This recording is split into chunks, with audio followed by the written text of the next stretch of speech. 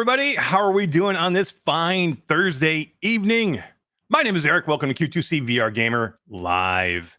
We are a weekly VR podcast that airs live every Thursday at 9 p.m. Eastern Time. Broadcast simultaneously to Facebook, YouTube, and Twitch. And if it's working, D, in the multiverse.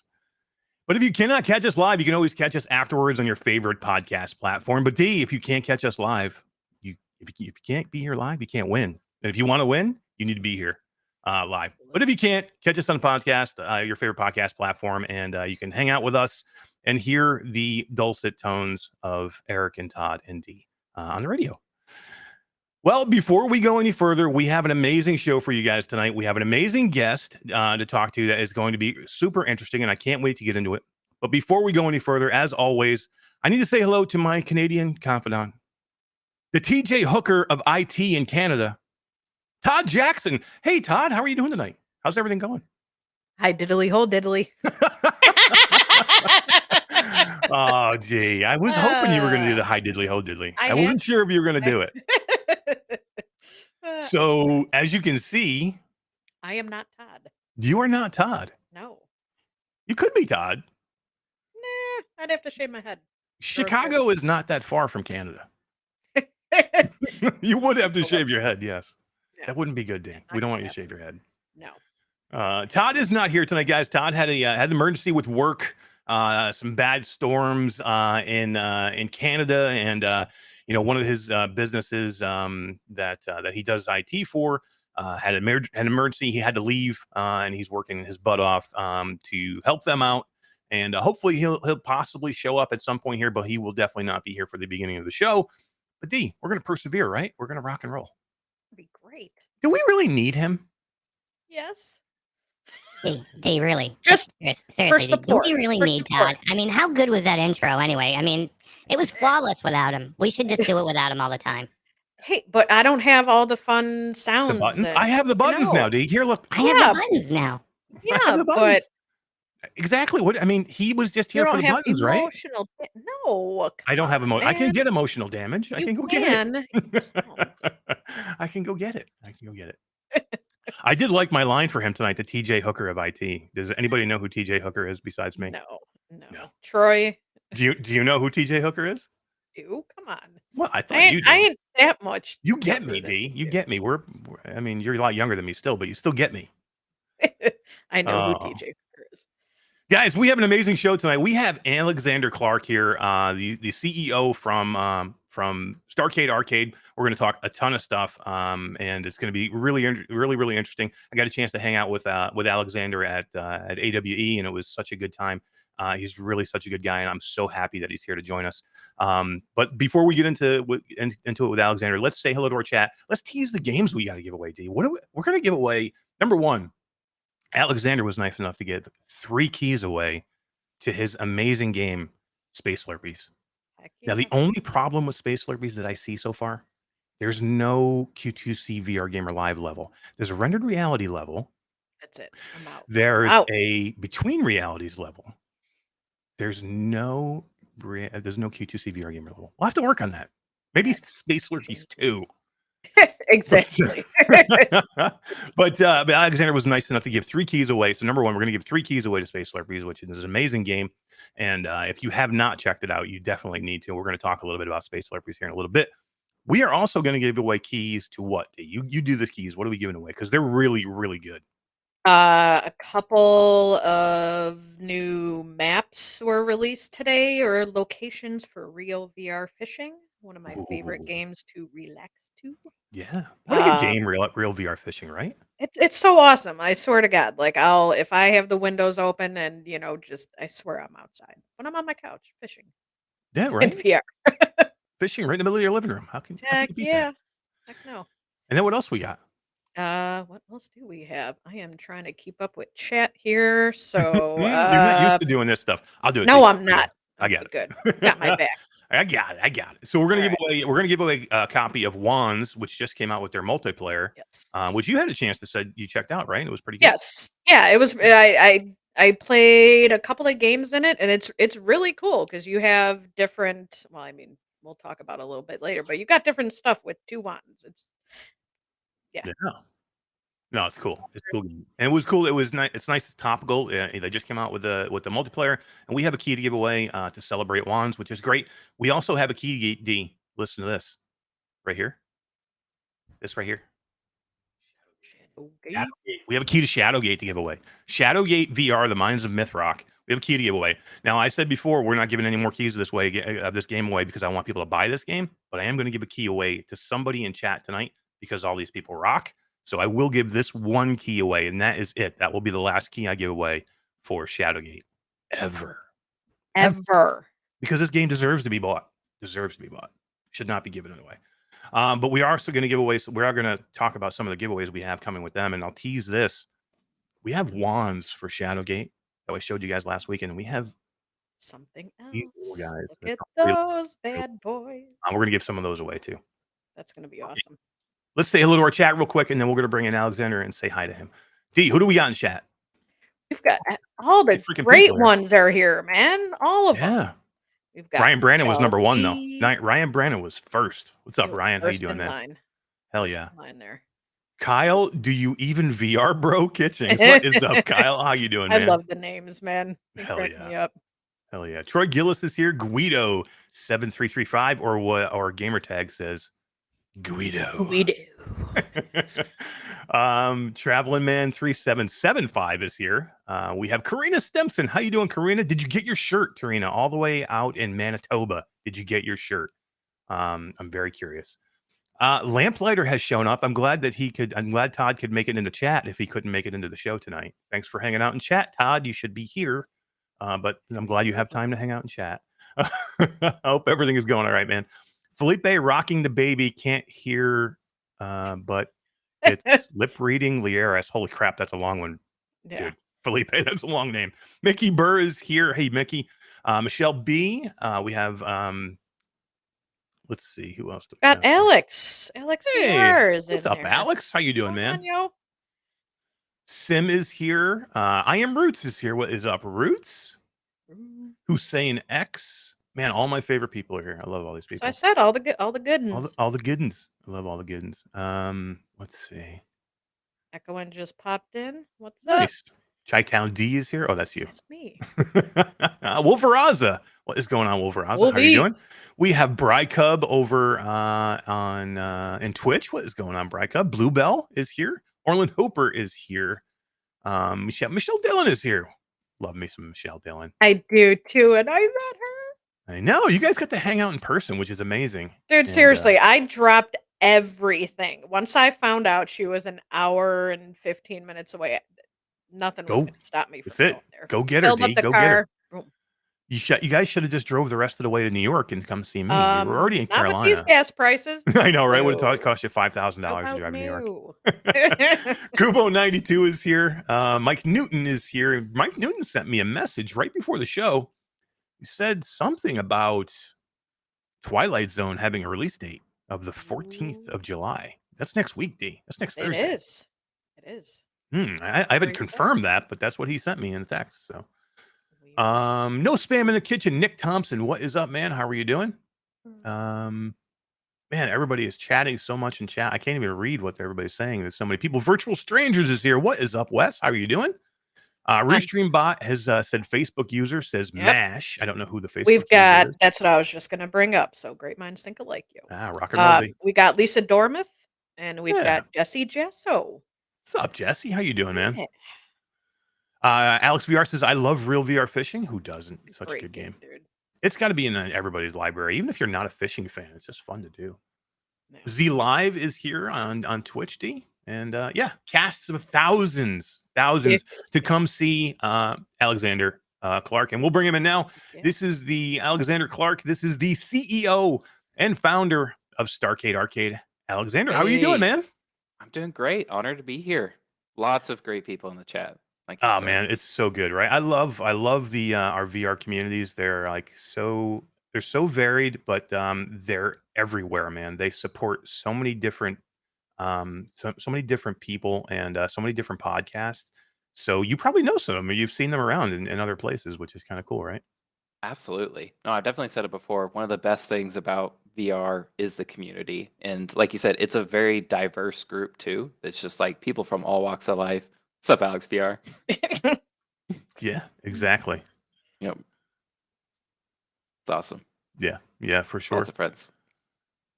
Yeah, I love to see it. I love to see it. Thank you guys for everybody for being here, and thank you for being here, Alexander. I appreciate it, man. Me and you got a chance to do a show together not too long ago. We went and did MRTB together, right? I know that was unexpected, but that was nice. A little bit of a sneak peek to your show, I guess. Yeah, right. Because we had just it was weird because we had just started kind of talking about, we talked a little bit about about doing it, and then we got talking a little bit more, and then all of a sudden we found each other both on a different show. So it was a Yeah. little surreal, but I thought it was kind of cool. That was an interesting I show agree. too. It was nice to talk about awe, and it was nice to talk about some of the technology that we got a chance to see, and some of the things that we were looking forward to or we really liked at the show. And I thought you had some really interesting takes with Sebastian and that during that show. Yeah, it was fun because I think we had differing points on the future of VR in some areas, but it's always good to hear those different ideas. Yeah, absolutely. That's what I love about it too. Is everybody can have different ideas, and God, if everybody's agreeing, it's just like, okay, this is so vanilla. I just want to see. I want to hear some differing points. I want to hear some different things, and it's okay for everybody to have differing points, and you don't have to like get upset about it. It's okay, right? It's okay, D. Yeah, Don't get upset. Yeah, agreed. I know. And that's how. Yeah, I can't even talk. See, Todd, this is all your fault that I'm tripping over my own words. It's okay, D. And if we disagree with you, it's nothing personal. We're excited that you're here. Exactly. Exactly. I love that Alexander, right before we went on, Alexander was typing to D in our chat. You're going to do great, D. Don't worry. I thought it was great. You are. That's I'm great. trying. We just said such a supportive community. We can say the stupidest things, and they'll still root us on. Oh, yeah. I bet you everybody in chat now is like so happy that D is having a chance to fill in for Todd. Yeah, they're my. I saw there was a support comment group. there. It was like a better looking Todd. That's my favorite comment so far. Well, hey. Oh, too funny. I love it. I love it. Well, Alexander, welcome to our show, and let's get into a little bit about you. And one of the things I always like to ask a guest when they come in is, before we even get to any of the VR stuff, tell us a little bit about you, man. Just a little bit about you and some of your background. Yeah, I appreciate that. I really enjoy talking about this too. I actually recently recapped my story to like this college engineer that I was mentoring. And I mention this now because one of the first things I led with is it's okay to not know exactly where you want to go and what you want to do because now, we're saying CEO of StarCade Arcade and I'm leading a VR game development studio, but it's not like 10 years ago. That's what I thought I would be doing. I definitely didn't know this is where I'd end up, and I think it's always fun to see the decisions and where life takes you to make those decisions. I definitely like looking back when I was a kid and growing up, there was always a part of me that wanted to own a business, but that was about as specific as that idea got. I didn't know what it would be. I wrote in my college admissions essay that I wanted to dual major in electrical engineering and computer science so I could be the next Tony Stark. Nice. They accepted that, so They're like, perfect. We want to know it was Tony Stark. pretty vague, where my plans would go. Where it ended up taking me was HP. I got a job at HP after college, and after I finished up my master's, went to HP. And at first, it's like one of those jobs that I think most grads would dream of. It was literally the name was called Innovation Engineer, which is a ridiculous title.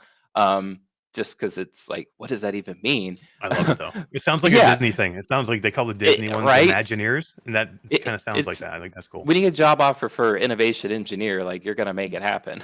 Yeah, right. And you're like, yeah, definitely. And it was actually a pretty interesting job.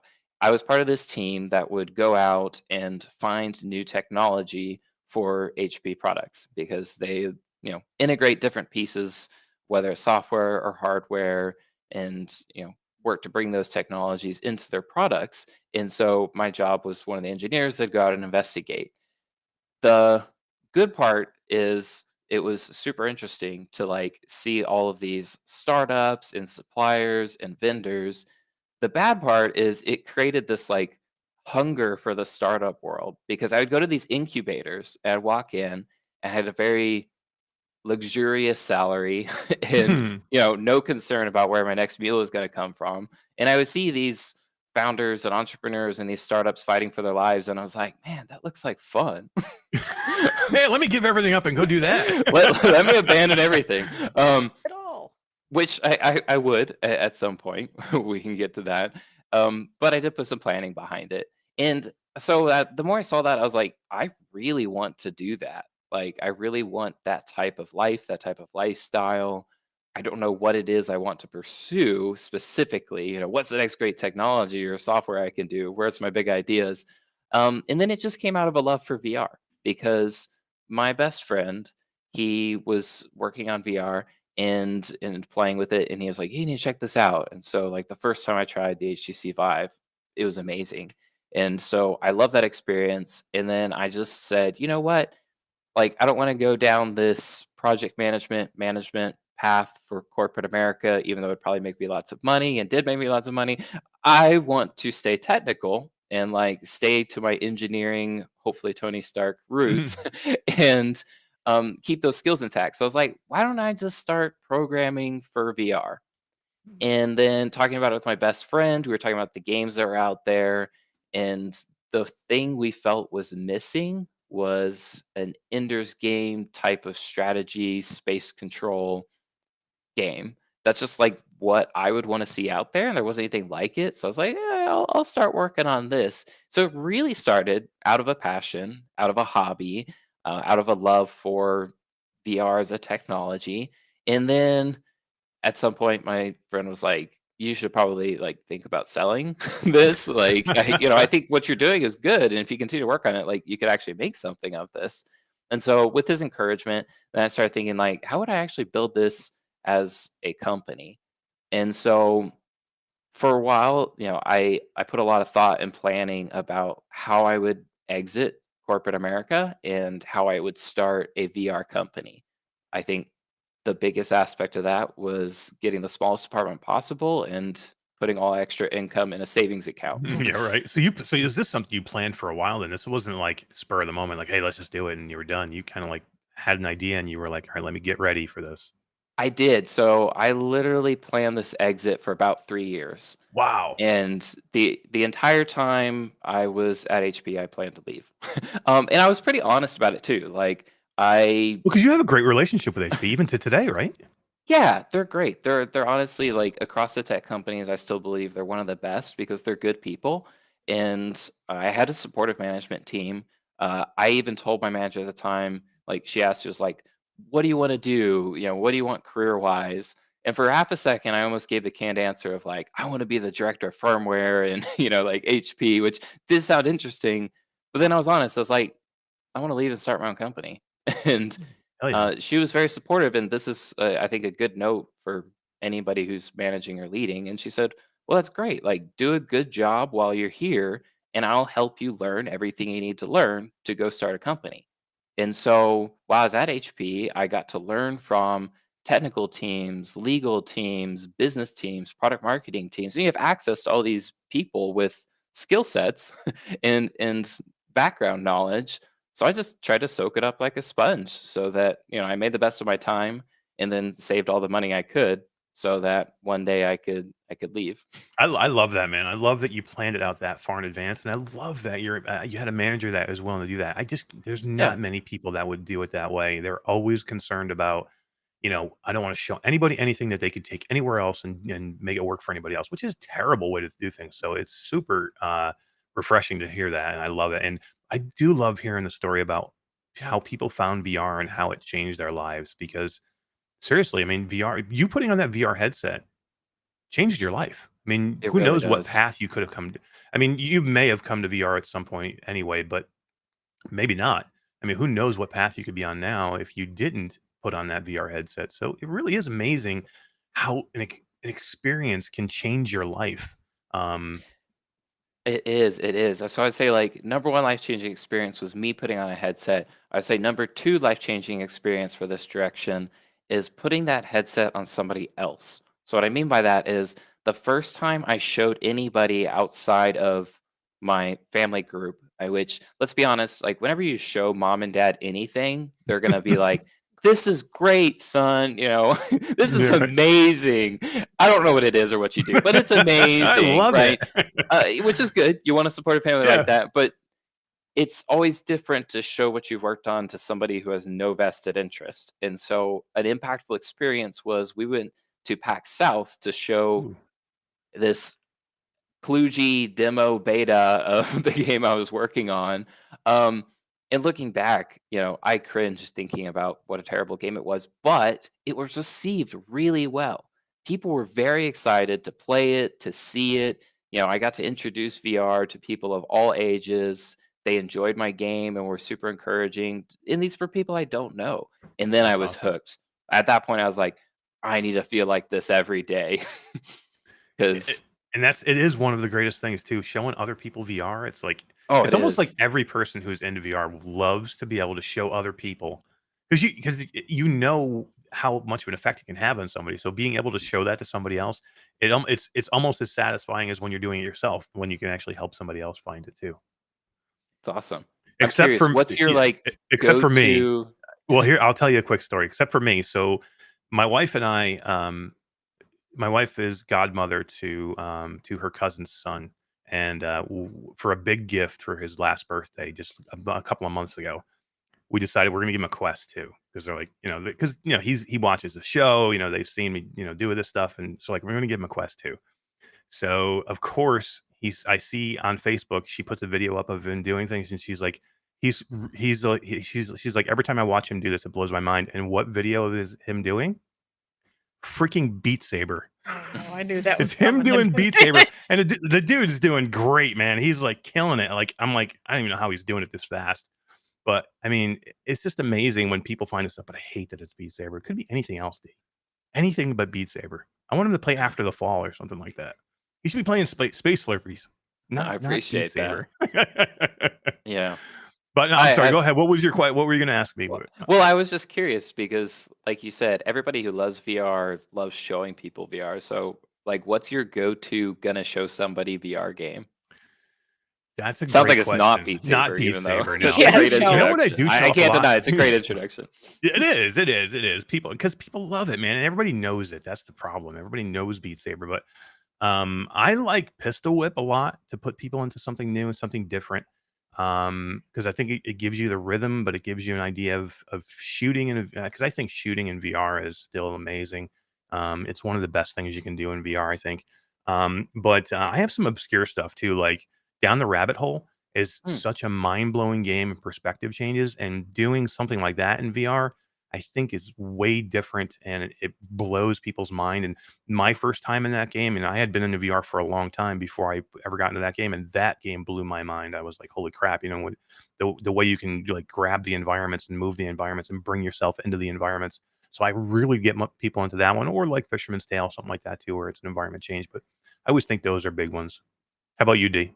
Me, I do like my shooters, So besides Pistol Whip, In Death Unchained, That's a really good one too. absolutely love that game. And that's So what you would show somebody? that's what I would, because it's not just guns, there's bows, arrows, stuff like that. And I'm a puzzler too. I like puzzle games, so The Room VR. So That's a good one too. love that one. How about you, Alexander? Nice. What's your go-to? I would say, like, back in the day before I had my own games, right? I would show them the archery game in like the Valve Lab demo Yeah, because yeah. I think it has a really good interaction. They feel like they're pulling back a bow, and Mhm. it's like waves, so they can get addicted to it. I found that people actually really enjoyed that once they got the hang of that. Now I definitely just show them Space Slurpies. I know we'll talk more about the games later, but that That's a game was great one to show literally 'em. invented to be a game that I could just put a headset on somebody. Yeah. I could talk more about how that idea came about, mostly out of like frustration of teaching people VR. Of like, I want a game where you move your hand and that's the game. Right. That's So, one of the yeah. things I had put down. One of the things I had put down in my notes about when we're going to talk about it is approachability. Because most, all your games are approachable. Now, Starblazer is not the easiest game, but it's still approachable, I think. But we'll talk about that a little bit more when we get into the Okay, game. yeah, But, let's revisit that. And yeah, Starblazer too, because there's some good notes on approachability to that genre. Yeah, absolutely. Yeah, for sure. See, Kubo92 is giving some games away in chat. Did you see that? I Yeah. think he gave away Knockaway. Good job, He's Alex. he's doing it kind of creatively. That's never been done What? before in this. Yeah. He's What was he given doing? pieces of the Oh, so he's game. like, here's the one part of Here's the a code. tease. Watch out for the next part. Nice. Yeah. Good job, Alex. You rock, man. Thank you for doing And that. look, Dave Marsh popped in. He says Shadowgate. Shadowgate. We are talking Shadowgate tonight. Dave Marsh, the developer behind Shadowgate, the minds of VR, the minds of Mythrock, and we're going to talk some Shadowgate tonight because we have some amazing promos starting for Shadowgate, and we have some shirts we're going to be giving away. We have a wand, a couple of wands we're going to give away, which I showed. I'm going to tease you guys. I'll show you the coins are amazing. D coins. Oh, we'll get into it. I don't want to get into it now. We're going to Hold that tease for it. later. Hold that. We're going to tease it. Alexander, let's talk a little bit about StarCade Arcade now. So you've left HP. You've decided I'm changing my path. Virtual reality is where I want to be. How does StarCade Arcade come to be? Did you know Yeah, right away that was going to be like the name and that was it, or was it a process, or like you were thinking about it for 3 years up until you did it? But how long did it take after you said, okay, I'm out, and now let's go? yeah, the idea definitely evolved circumstantially, and it has a lot to do with the games that we released and kind of how the universe grew. So certainly the first game, and I kind of mentioned a big inspiration was Ender's Game. There just wasn't a space strategy game controlling a fleet of ships, especially when you pictured like esports battles. There's not a StarCraft VR. And so the original idea was to create something like that. And that's what started Starblazer. And that's where like our universe of games began. And then the second game happened, I don't know if I'd say by accident, but unexpectedly. It definitely wasn't like planned out. So our second game was called Virus Popper. And the little bit of background there is we went to Taiwan for Taipei Game Show the exact same week that COVID-19 was declared a world pandemic. So we get Ugh. off the plane, our the show was canceled. They said go home, but also go be quarantined. And then our jobs were like, don't come back to work. Like we don't want you here. And everybody was kind of in a state of panic. And my friend was talking about like how his family and his kids reacting, and it was all very scary because like we know things now, and I think people are pretty smart about washing their hands and what they touch, and a lot of these like hygiene practices that 2 or 3 years into this we all know, but at the time we didn't, and a lot of people were confused, and a lot of people are getting messages that we felt were like a little bit intimidating. So we asked like, is there anything that we can do? And then we were like, we make games. Wait, why don't we make a game?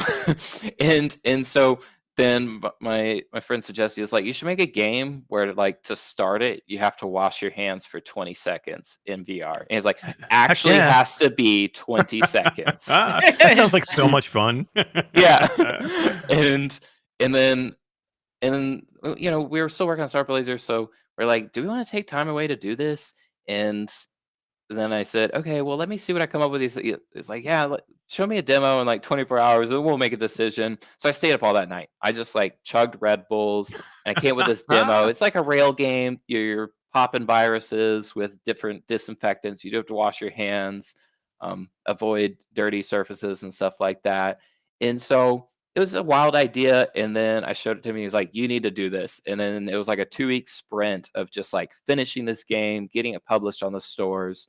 But the reason I kind of tell the story is at that point, we weren't StarCade Arcade. We were just Starblazer. In fact, people would like call our Right. company Starblazer because I didn't have a company name at that point. It was just like me. And then when I made Virus Popper, I was like, I don't want this to be too realistic because the whole point was I don't want it to be intimidating.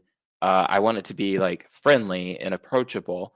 And so let's just put it in the same universe. That way it's science fiction, and I avoid like I didn't want to create any type of racial tension, which is very serious at the time. Like I don't want to hear any of that. It's an alien. It's an alien hands, right? And so we're like, you know what? It's going to be in the same universe as Starblazer. Let's go with it. And then we really liked that. And we are like, you know what? Every game we make, let's just put it in the same universe. And then this idea formed of StarCade Arcade, where we have several games all take place in the same universe, but we hit different genres each time. That's why it's arcade. Is every game is going to be a different genre, a different type of game, and there's no sequels. We'll just keep them updated, and they all make references to each other. And so we did those Space Slurpies. There's references to Virus Popper and Starblazer in both, and we'll continue to do that for future titles too.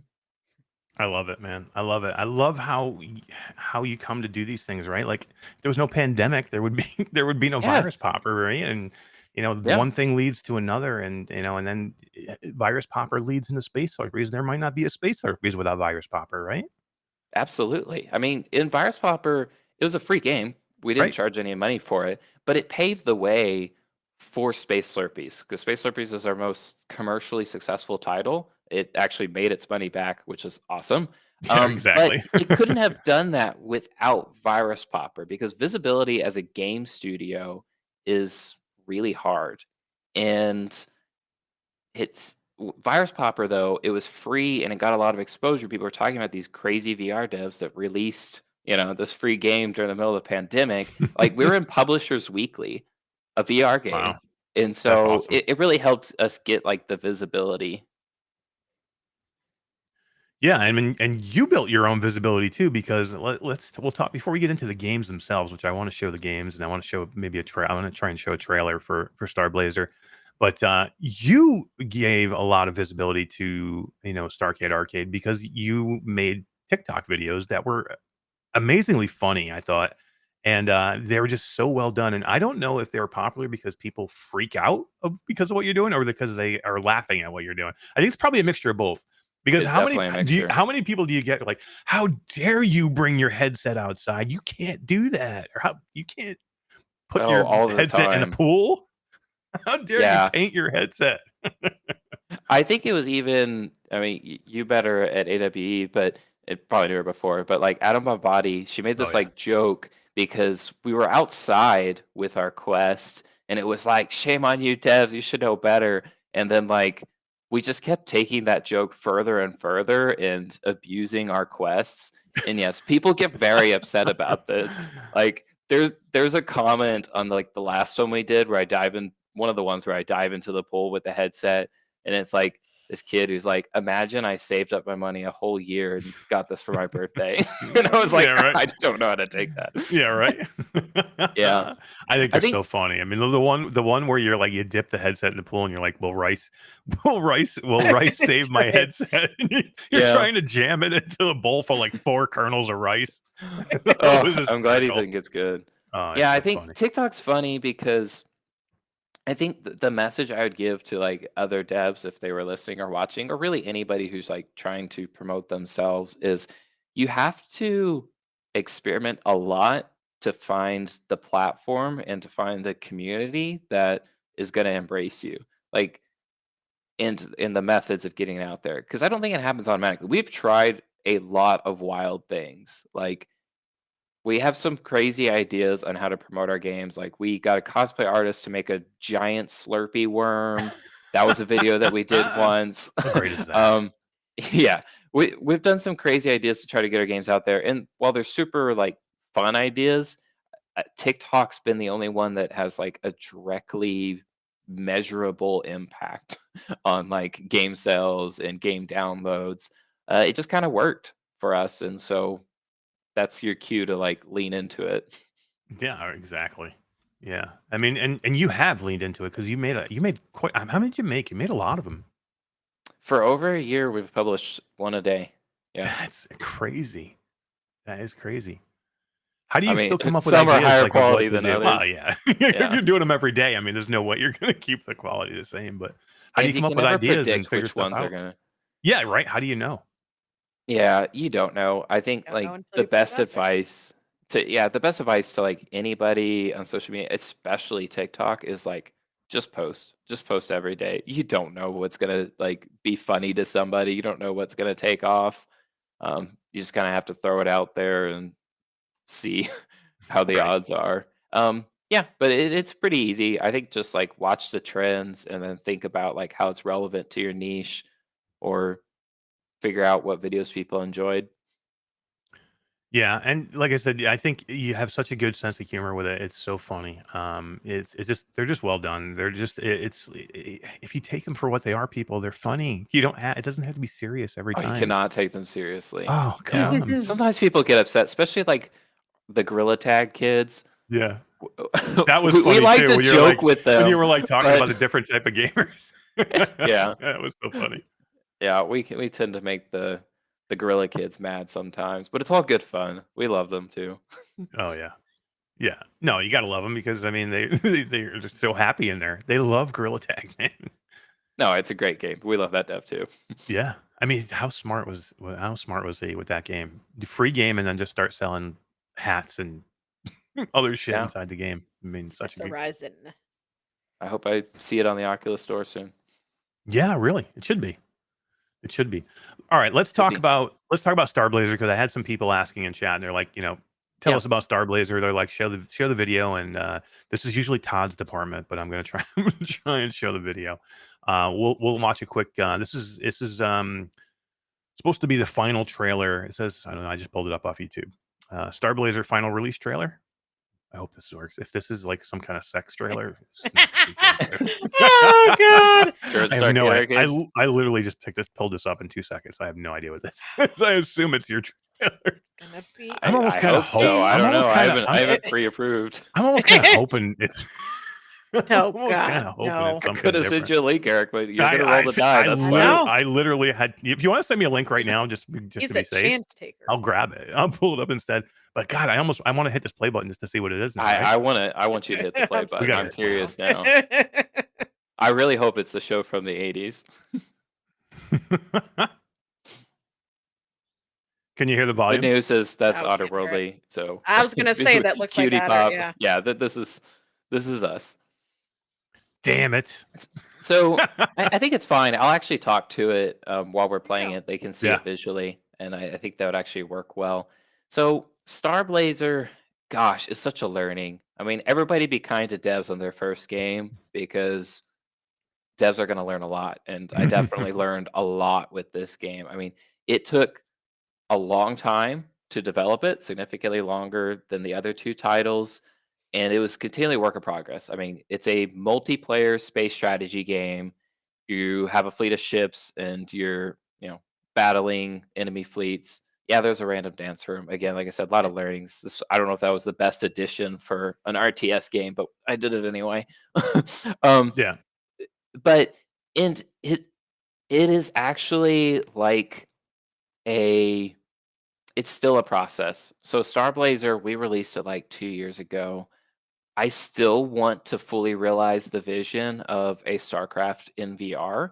And so one of the big projects that I've been working on is a complete revision. So like I redid the AI, the navigation, we're adding 2 new factions, tons of skins, redoing all the maps, new game modes. And this new version of Starblazer, of course, will hit it, we'll update Steam and the existing platforms. But then actually, this will be the first time we're re-releasing Starblazer on mobile VR. So we'll put it on Pico and App Lab and all those as well. So people can Nice. get the new and refreshed Starblazer this summer, actually. That's cool. That was a question I was going to ask. Is I know it's been pretty much everywhere, except for mobile VR. Yeah. So yeah, I'm glad to see that because I think this game deserves a re-release because there was so many people that were not into VR yet when Yeah. this game released, right? I mean, how many more people now are in there and into VR and there's not many of these games out there. There's only a couple of where you're doing this kind of like fleet battle kind of thing, right? Yeah, definitely. And I'm glad you agree with that strategy because definitely it's important to us that we keep all of the titles updated and fresh. I know that like one way to do it is game studios, after they put out a title, you move on to the next one and you keep going till, you hit a success. And that's fine. I understand why. That's probably best for like resources and time. But for us, because we're really intent on this shared universe and keeping separate genres, we actually do want to keep all games that we release updated, including new elements of the universe. And so I'm excited that we're going to be bringing it to mobile VR for the first time, and that it's going to be much closer to what I wanted to make like 5 years ago. Yeah, yeah. I mean, is it going to be like is it going to be just like if you're porting it over, or are you remaking it for this, or like what's your process? Is it going to be like kind of like built for mobile, or is it just basically the same game, just kind of moved into the?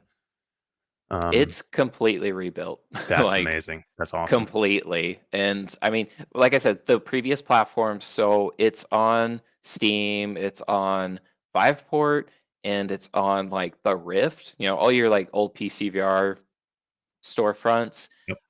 We'll refresh those too with like the new edition. So if there's somebody out there who like, bought the game 3 years ago, then one day they're gonna go on there and be like, oh wow, so there's an update. Like, And oh, then that game is completely new now. I want to get back in there. yeah, and definitely because I like redid it from the grounds up, I like went all in on optimizing it for mobile VR, because that's just something that I learned how to do much better with like Space Slurpies and the other titles. What I didn't know then, I now know. And so I was able to take that back and streamline the game into something that I'm really excited about. Yeah, I am too. I'm so glad you're doing this because people deserve to see this game, and Thanks. I'm glad they're going to get a chance to do it. And this is going to be good, and I can't wait. And people are going to freak out when they see it because again, there's not enough of these games out there, and this is something special. And VR with Jasmine is also something special, and she has popped in the chat. Hey, Hey, Jasmine, Jasmine. how are you doing? Thanks for stopping by. Appreciate it. And Alex VR says Starblazer. So funny story. I see there's also a lot of comments about Starblazer's anime. I think I made a joke about it, and a few people are having nostalgia. So I Yeah. don't know if people are gonna love or hate the fact that I got the trademark Starblazer from the 80s anime. Like they lost the rights to Oh, that really? trademark. StarCade Arcade officially owns the trademark to Starblazer. So Nice. if it's a hardcore fan in the chat, they may be upset that technically my studio owns the trademark now So to you're all that good. that name, You're all but it good. doesn't take away from the show. I know a lot Yeah, of people yeah. love that show. Exactly. It's just kind of funny. At the time, I didn't know there was an 80s television show with the same name. Well, to be fair, you're probably how old were you in the 80s? Unalive. I know, right? Me neither. Yep. D, how old were you in the 80s? Depends on when. 80, I was 1. You were 81, I was 2. Oh, God, you're young too. I was born in 79, dude. Sure. 79, dude. 79, dude. And there's going to be some updates with Starblazer too that we're going to talk about in a little bit. I don't want to get into it too much right now, but we're going to talk Starblazer and Toby eye tracking in a little bit as well, because that's one of the things. And one of my highlights of going to AWE was being able to go to your talk there with I actually don't remember the gentleman's name, but it was a representative from Toby. You guys did a talk together about eye tracking in Starblazer, and it was super informative. And we'll get into a little bit in a minute, but let's talk quickly about. We talked about Starblazer. We've shown the video, and we're gonna get back to it in a minute. But let's talk about Space Slurpies because this is your most popular game, right? This is the game. Space Yes. Slurpies is kind of like, I mean, Starblazer is a great game, and I think that will when it re-releases again on the Quest and Pico, that's going to be like really really big. But right now, Space Slurpies is it right now. This is the great game that a lot of people know. I actually have a Vive Flow over here, and I can play Space Slurpies on the Vive Flow with no controllers. That's right. It's awesome. So tell us a little bit about Space Slurpies and how it came to be and why there is no Q2C VR gamer level in Space Slurpies. I know that's fair to call me out on that, but we gotta imagine start imagining what that would look like, because things happen. Absolutely. But two of my favorite shows and people that I absolutely love, which is Sean and Tyler from Rendered Reality and Alex and Skiba from Between Realities. They do have levels in there, and it's so cool the way you do it. Like it's a big coffee cup for Rendered Reality, right? Is in Space Hmm. Slurpee is the like the level, right? And tell Yeah. us about the game and about how how it came to be with those shows and with those levels. Yeah. So that game, I mentioned earlier that the idea really came out of wanting to create something simple. But more specifically, this idea we came up with while in Korea. We were at G Star, which is pretty much Korea's largest game convention, as part of their like indie showcase, one of the few VR companies there. And Korea, we love Korea, but turns out most people there speak Korean. Wow, really? Who would have thought? Wow. Guess what? I don't speak Korean, and I didn't bring anybody that spoke Korean. I made a lot of Korean friends while they're there, which is awesome. But I didn't know them at the time that we did this show. So what happened was you have a couple Americans at a booth with a VR game. VR, as we know, can be intimidating as it is, and a language barrier. And so most people just avoided the booth. They would just like walk a circle around it. They're like, I'm not trying that. Yeah, I right. don't know what that is. I'm not going to try it. I don't blame them. And then those that would try it, it was a painful experience because the only game that we had then at the time was Starblazer. Mhm. So Starblazer RTS, we'll talk more about how like we simplified that to make it easier, but still you have to give some direction on how to Right. play the game. And it was so frustrating. Not the player's fault at all. Definitely like just me as a dev dying inside because I want to show them how to play the game, but honestly I just can't with the language barrier that I had. And this is when I started discussing it with my friends. I was like, I really need a game that I could just put a headset on somebody and then they figure it out. Like I want it to be that simple. And the idea for Space Slurpees came out of this because Space Slurpees is it's like the old Nokia phone Snake, or Slither.io, depending on like what generation you're from. If you were negative in the 80s, you might reference Exactly. Slither.io. Um, but so whichever one. So it's kind of that concept. You've got a snake. It grows longer as you eat food. One difference is like Slither.io and Snake on the Nokia phone. Your speed is determined by like how much you eat or like far along in the game you are. In this case, just wherever your hand goes, the snake follows. So your speed is actually determined by how fast you move it. The same intuitive like feeling would be like if you had a giant sock or a flag and you're like waving it in the air around Right. you. That's kind of the feeling you get when you play Space Slurpees, which we would come to learn after we launched it that this feeling is actually really relaxing and that we need to go all in on this chill idea that most people actually just want to like chill in the game and vibe out. We even made like a Zimmo to go with it. So Nice. the idea was, okay, it's that simple. Like, who can't wave their hand in the air and then kind of figure out how to play this game? Um, and so that's when that concept came around, and we started building it. And of course, that also has to be multiplayer because, of course, you want to like play with your friends and have competitive modes. Oh yeah, absolutely. And it was a nice comment from Wolf Raza. What is going on, Wolf Raza? How are you doing in chat? He said, what did he say here? I just saw it. I wanted to catch it because I thought it was a Intuitive good, design to avoid language barriers. smart. That one. Yeah, that was a good Thank statement. you. I like it. Yeah, I Yeah, mean, it that's makes a good way to put sense, it. really, because think about showing that game. It's all about visuals and showing people how to play it, and you don't need a huge tutorial or written or a language tutorial to get through to show people how to play it. And again, that was one of the words I wanted to use, which was approachable. I mean, extremely approachable games. And and I think, like I said, we even with Starblazer, which we'll talk about again in a minute, more approachable going to be moving forward, right? Even Hmm. now, I mean, even now, you're still thinking in those terms of how do I make my game more approachable to people, and how do I take a game that I absolutely love, but you admittedly you said it's not as easy as some of the other games out there. But how do we do that? How do we not give up on this game?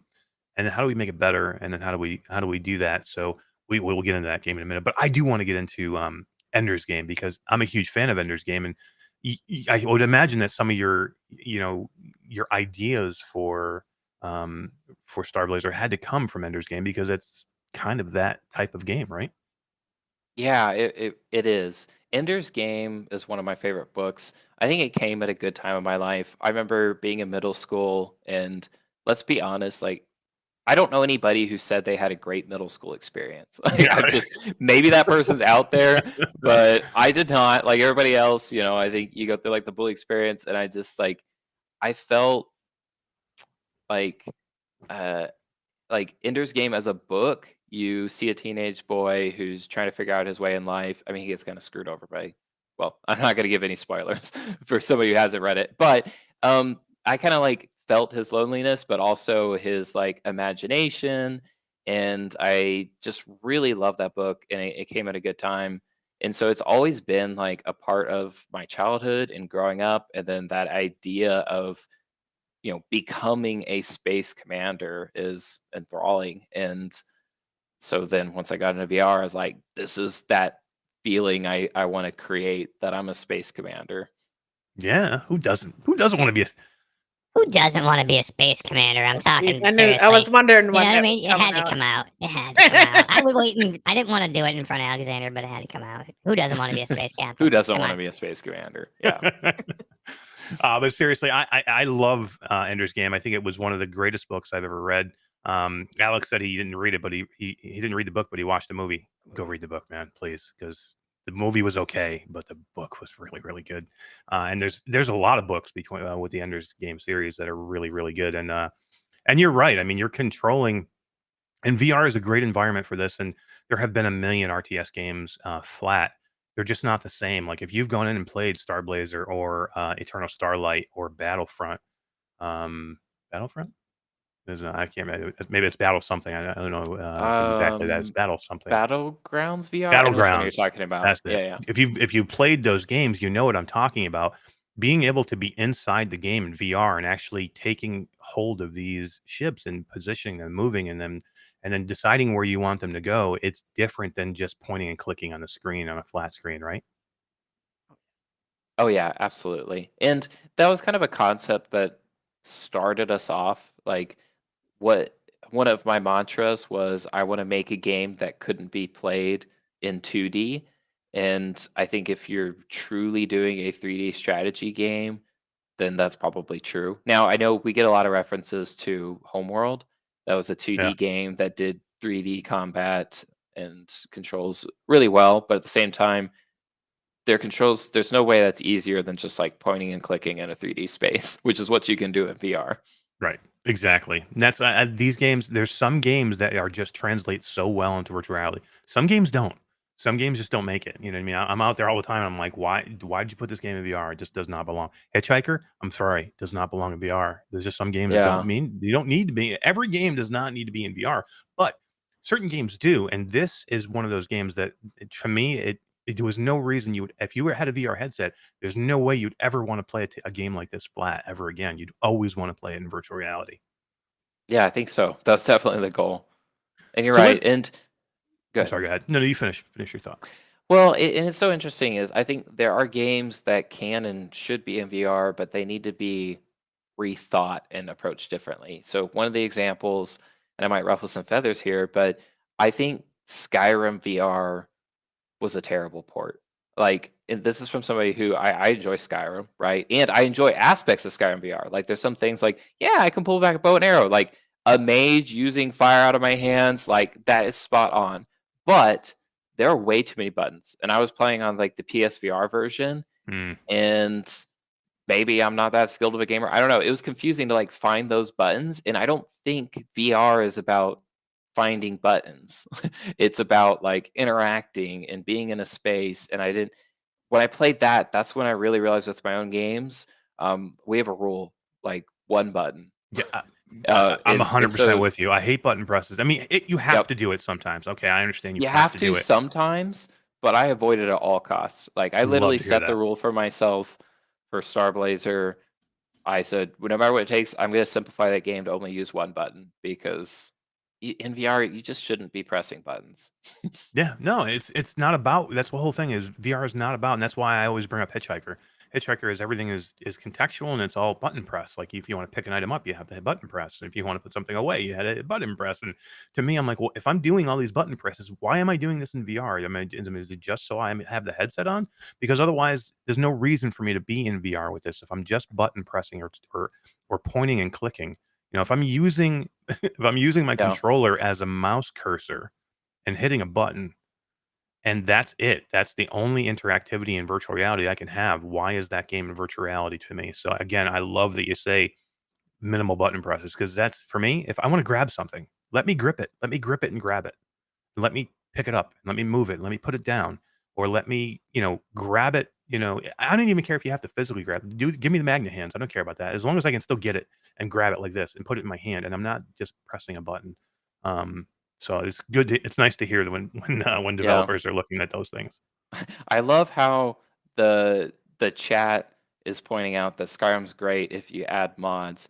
And if I ever get big enough that people are modding my game, like I'm definitely like if people are modding your game, they're telling you what they want in it. It's so obvious. Right. Like fix it. Exactly. Yeah. Well, and it doesn't work with them. PlayStation. You said you played yours on PlayStation VR, and you Yeah. can't. And you're that not was like modding years them. ago. Yeah, So you're I not. You're not apologize. modding Maybe that they have version. fixed it. That Yeah. was like literally probably 4 or Yeah. 5 years ago.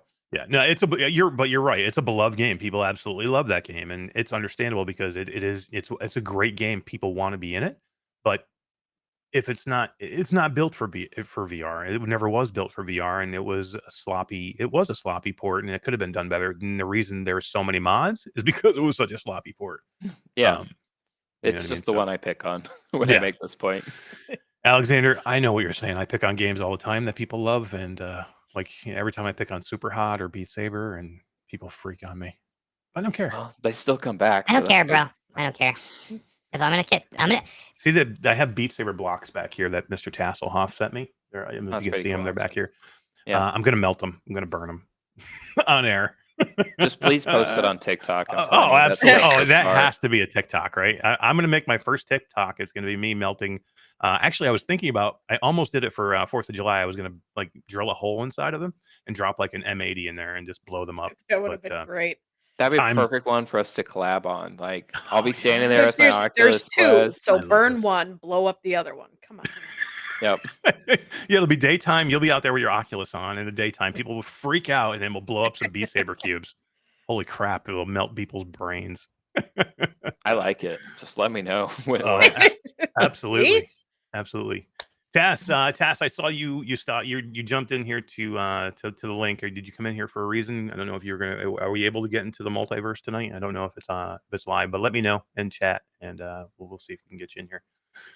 But let's talk a little bit about Starblazer again, because we talked about how you're continuing to make this game approachable, and one of the best talks, and Jasmine was saying it here too, was it was she loved that talk at AWE, which was with Toby eye tracking, and you were talking with the representative from Toby about placing eye tracking to Starblazer, and you're going to be able to control certain aspects of the game and the menu with your eyes. So just tell That's us a right. little bit about the process and how this came to be, this collaboration, and then tell us a little bit about exactly what the eye tracking is going to do for the game. Yeah. It started, Toby reached out to me and, they said, hey, we've got some headsets with eye tracking, more coming. How could we integrate this technology in with your games? Is there any interest here? And, looking at the games, I was like, okay, of course you could do it in any game, right? But looking across the portfolio, the one that I thought could use it the most was Starblazer because, like, RTS or real time strategy for anybody listening, it's a complicated genre.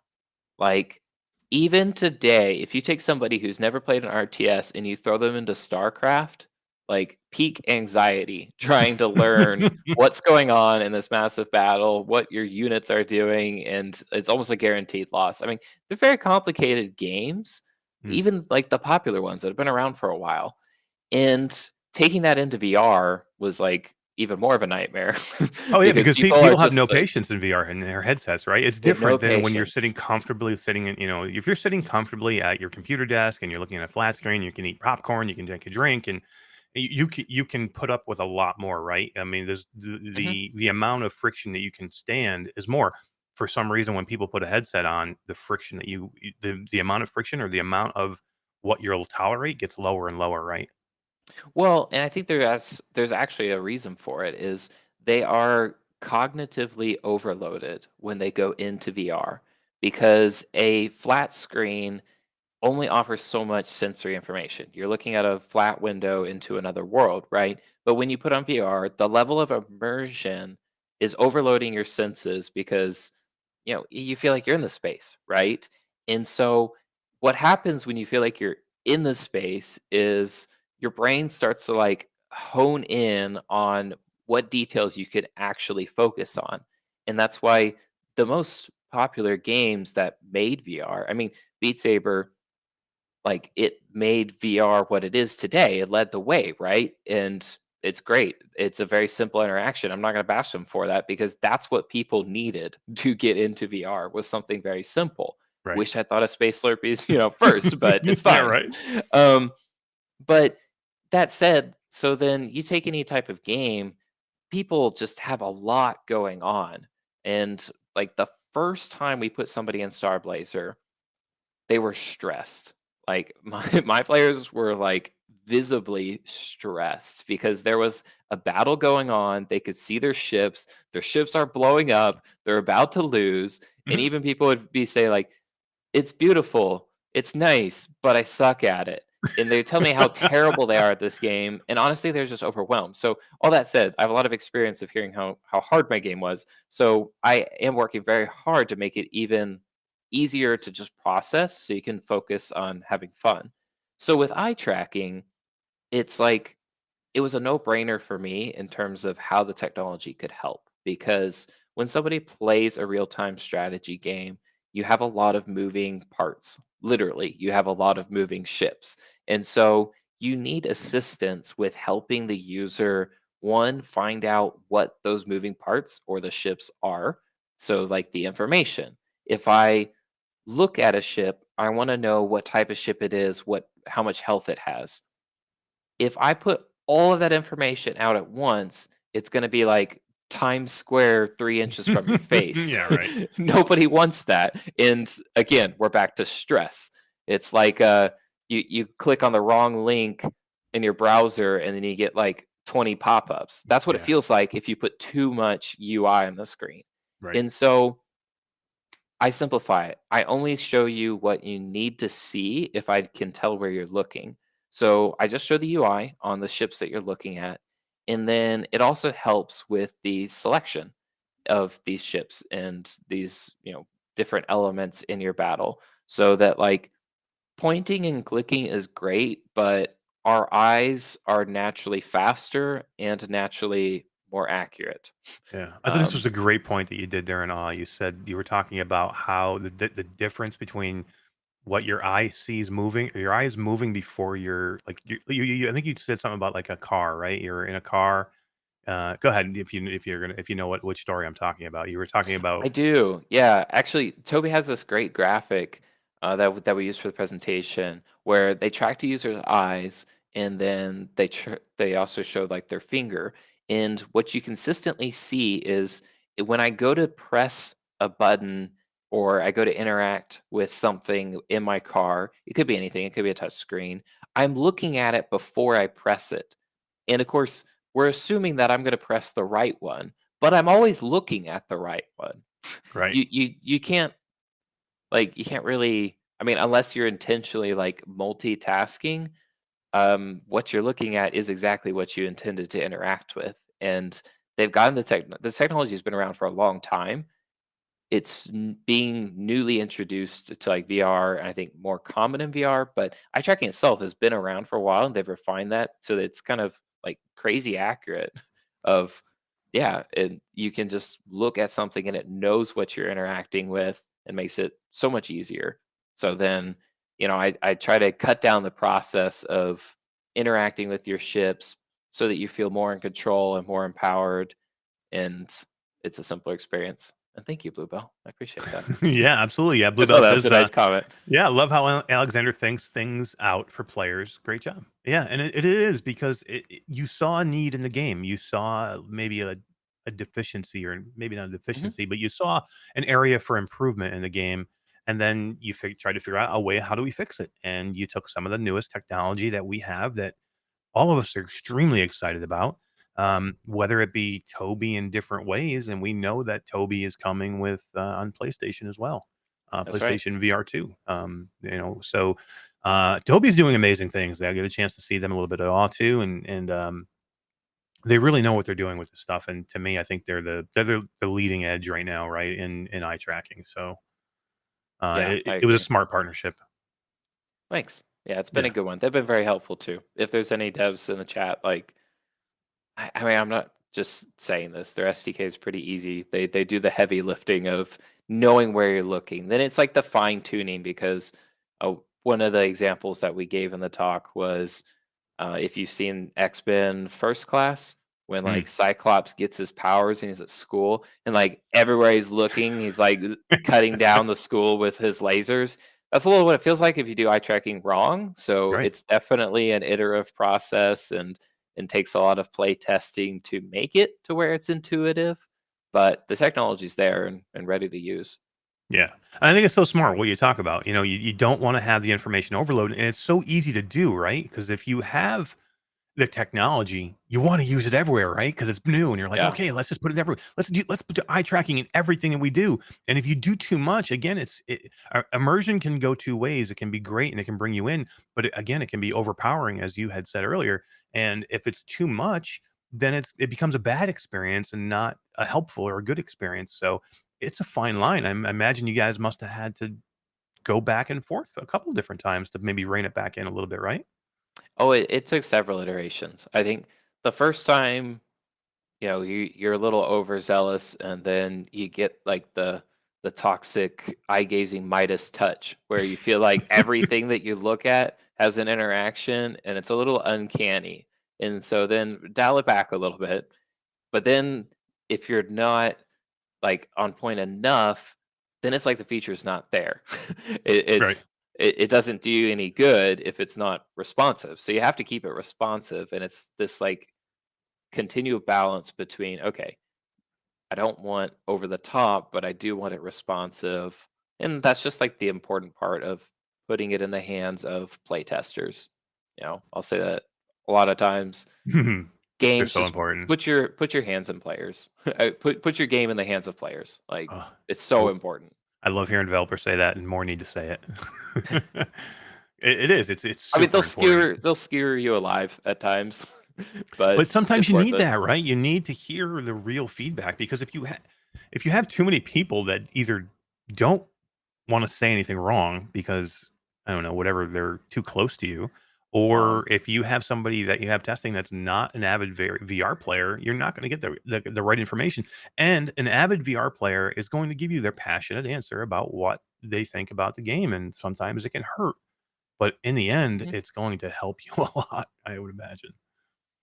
Yeah, it helps a ton, and we take all the feedback seriously. I mean, we read every single review. We, digest everything that's on Discord. I think we take it very seriously. Yeah. Nick Garris has just watched some Starblazer footage. It looks awesome. Any plans for Quest? And yeah, we talked Absolutely. a little bit earlier. If you want to say it again, Alexander. Yes, Nick, you'll be coming to App Lab in the summer, so How come App be looking Lab? for Did that. you want to go to App Lab, or are they putting you in App Lab? Oh no, yeah, we don't get to choose. You're like, They hell. don't like us, and we don't like them, so we get punted to App Lab. Sorry, you can go to Pico, be on the main store in Pico. You'll be fine. Yeah. No, they don't want a family-friendly Snake game. They want San Andreas. Well, here's the. I didn't want to. Do I want to get into this now, D? So they Mm, take a game that was made in 2014 in the American Dream, which is about using guns to do everything. Your hands are guns. And they just put Mhm, this game on the Quest Store proper. mhm. And so I get in, I'm like, all right, we do Game of the Month for Virtual Strangers podcast last night. So they have a Quest version now of this game. I have to jump in. I have to play it. So to vote on game of the month. So I'm in there playing this piece of dog shit, and I'm like, what in the God's name? Why? Number one, why is this game on here? This game is terrible. Number two, why would Oculus or Meta put this game? This this is the definition. This game is $14.99, by the way. This is the definition of an App Lab or side quest game, and you have amazing games like Space Slurpies or Starblazer or whatever these games are. I mean, to the top. I mean, I can Warplane started out on App Lab. Eternal Starlight was an App Lab game. Arcaxer App Lab game. I mean, there's amazing games that are stuck in App Lab purgatory, and then we have some kind of crazy game that has no business being on the store proper. Now, don't get me wrong. These developers probably put a ton of work in this game, and I'm sure they're proud of their game. It's not a good game. I'm sorry, it's not a good game. It doesn't deserve to be on the Quest store proper. It's a $2.99, $3.99 game tops that they're charging $14.99 for. It's a shooting game that's completely nonsensical, and it's not even a good shooting game. I just don't understand why this game would be on App Lab when you can't get a great game like Space Slurpies that everybody would love. It's a family-friendly game that everybody would love. That's approachable. It won't make you VR motion sick. That's not politically charged. I mean, come on. What are you doing, Meta? You don't have to say anything. I don't want to get you in trouble, but I'll say Oh, I it don't for mind. you. I'm very vocal about it. I mean, it doesn't matter at this point. Like, I realized a few months ago, I can say anything that I want because we tried to play nice. I've been in their stupid indie developer program for years. I've had them tell me Space Slurpees is a great game. This is the game I'm going to introduce people to using the Quest with. Like, this is coming from Meta employees. And then they're like, oh, but there's some obscure committee that has to approve your game, and you have to get more purchases on App Lab for us to do that. And I'm like, what? I mean, their strategy is very clear. They want to reserve the money pool for big studios and big brand IPs because they're trying to show that their platform is financially viable, and they want big studios to come develop VR games, and they want big brand IPs to come and develop, like there's going to be a Jurassic Park game with bugs released at Christmas time because it's a big brand IP, right? They're going to do things like that, and they're trying to reserve the money for them. I mean, Which this is is just a crazy. guess. I'm not sharing anything confidential. Yeah, no. But I think I don't agree with the strategy, but I think that is a strategy. Yeah. Because, they're very happy about like the games that make $1 million on the Oculus store. Well, $1 million is a lot for an indie dev. It's not a lot for a big studio. And so they have a hard time convincing these big studios to make games, VR games. Right. But ironically, yeah, if you just box out the indie devs, you're going to shut down a lot of innovation too. Well, I hope that I thank God Starblazer is fairly easy to spell, because if you spell it incorrectly, you're not going to find it. And how dare you come late to my show? Emotional damage. Welcome. I didn't enjoy the rant. You came in right as Eric and I are both pretty heated at the moment. I'm like, I'm going to let him sit over there while I I'm go crazy sitting on in the App Lab. background watching him go nuts over App Lab shit. And he said that he was going to do that too. Yeah, Todd's always like, you gotta be careful. Be careful. We gotta, Well, I don't care if shit on App Lab. I agree. That's stupid. Well, we were just talking about Swordsman. Swordsman VR has been on PlayStation forever. Yeah. As Swordsman VR. Stupid. If you go look right now and look it up on the PlayStation Store, Swordsman VR. Yeah. Okay. If you go to Steam, it's Swordsman VR.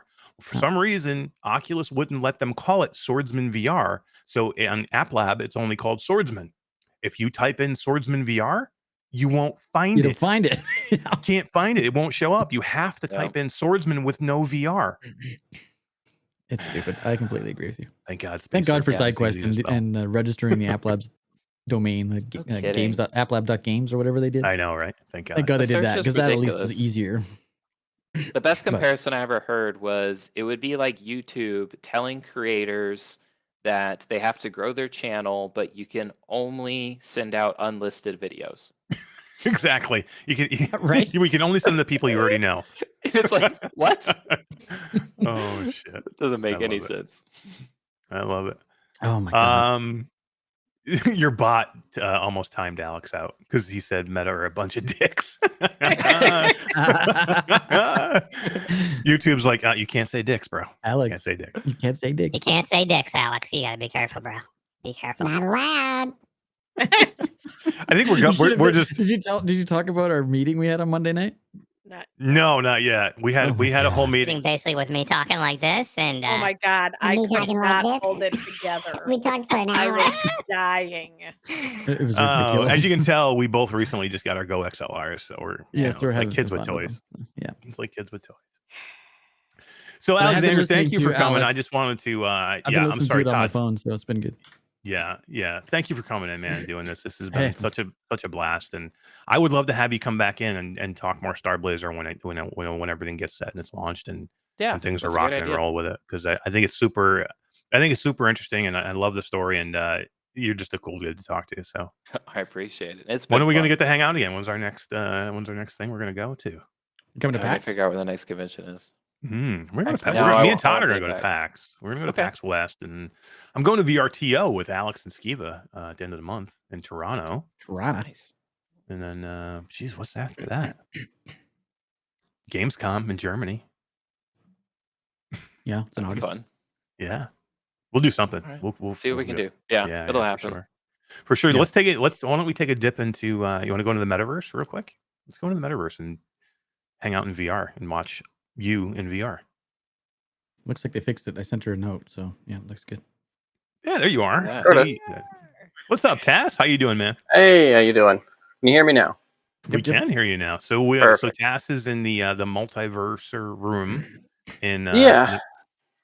the metaverse room in the multiverse app of the Quest Store, right? Quest Store app. Yeah. And So it's a little jank. Right now it's normal window. Is that so they can see the chat in here? oh, okay. at regular Is that time? something they changed? Todd? I'm assuming that's a mistake. Yeah, it's just not full screen. It's That not is full odd. screen. Yeah, that's weird. Yeah, there you go. Take a Big little screen. recording of that for me, Jason. Michelle took a screenshot of it. It's in just the cool that Discord. we can have people in VR consuming our show, which is cool, and and watching us Although- talk to Alexander. And At the moment, Yeah, I saw our logo over there. there's nobody in here with me in VR. Oh, Yeah. it's empty right well, not now. not in this instance, but hopefully. Yeah, we'll- not in my channel room. So there might be another room going on. But Yeah. you've got the lovely rooms over here, and we do have Jasmine's room. Go up. Yeah, There should be a that's door up nice. to. Yeah, is there a door up upstairs to? There should be a door. Door over. Over that way. This way. Which one? You want the XR takeaway? Nope, they're having all kinds of problems in there today. Yeah, I'm only There's as good supposed as to be the... a StarCade arcade. Oh, door. that's down should- here. Yeah, StarCade doors right over. There it That's is. awesome. Oh, okay, there it is. Oh, it's in the Boom. feature. Oh, he got the good spot. Yes, it's always on the featured. He always does featured door there. Nice. Excellent. Looks But good. yeah, it's good stuff. Awesome. Well, we appreciate you being in there, Tass. Thank you very Yeah. much. It's usually a Yeah. little bit more livelier in there. We usually have some Yeah. more people. It paused again. But that's a weird screen. That's it's so weird the way it should just And show like a full screen with no window. Yeah, and like it's that. paused and it's not live. Well, Yeah. it's VR. There's jank. There's If I jank exit involved out and with come VR. back Yes, in, Jake. it will actually restart. But yeah, it's a little weird Nice. tonight. Cool. It happens. All right, Tass. Thank you very much. We'll come back to you a little bit later. I know you want to talk about some stuff, so we'll bring you back later. Yeah, man. sounds All good. right, man. Thank you. Bye-bye. Alexander, that was fun. Sorry about the was jank fun. in there. All Sorry good. about the jank in there. But that was Technology. fun. Who knew? So you sent me a message in chat. So we were going to give away 3 keys to Yeah. the Space Slurpies, and you're like, hell no, 3? 3 is garbage. How many do you want to give away, man? Wafers. Let's give away 10. 10. 10 Steam keys. Yep. Let's do it. Dude, that's freaking amazing. Let's just do it. Because people need to try it. It's fun. Yeah. Hell dude. yeah. I'm not biased at all. Yeah, right. It is a fun game, man. How can you not? Get in and just have a fun in that game? Yeah. Plus, they need friends to play with, so we should give away more keys. Absolutely. Cool. Let's do that. Let's pull up a wheel, guys, and let's give away some games while Alexander's here, and then we'll let him get out of here for the rest of his night. It's almost 10:30. Good. We went way longer than I thought we would go, but it was so interesting and such a good conversation that how can you stop it, right? Exactly. Oh, You don't stop a good thing when it's rolling like that. We have a day one Space Slurpies player in the chat. No way. Blows Who's my that? mind. That's awesome. Who was it? I missed it. Traveling Man. Traveling Man. I believe it, man. Traveling Man is everywhere. Day one. That's awesome. There's some really nice comments in here. Thank you all for the support. I appreciate the ones that. There was one. Sorry, seeing scroll past. Who's saying Something next about I have keeping it Space real. Slurpies. I have Space Slurpies just in case my name pops up. So, well, you can give it to somebody else. That's all. You pass it on, right? Yeah. What we'll probably do is we'll do 10 spins of the wheel, and if you win and you either don't have Steam or you already have the game, give it to a friend. Give it to pass it along, man. Just make somebody's day. We just can't be sitting here all like spinning, spinning the wheel trying to find 10 people. All right, I'm ready when you guys are.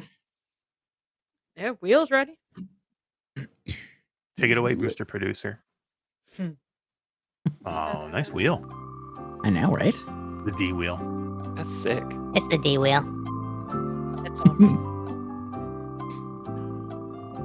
It's more fun than just randomly picking names.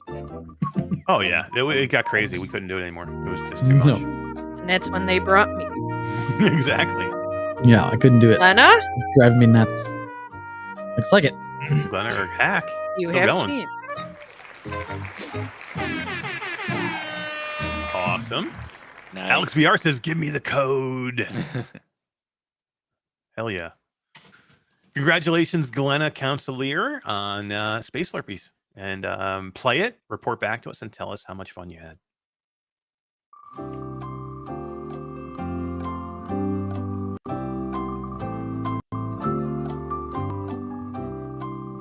It's like the best music Alex ever. said the best level in Space Slurpies is the Between Realities level. It's only because the Q2C. I think he's a little biased. Little biased. He might be a little biased. What was that, D? I said that's because the Q2C one hasn't been created yet. Oh, yeah. That's right. I need to hear those ideas. Kyle.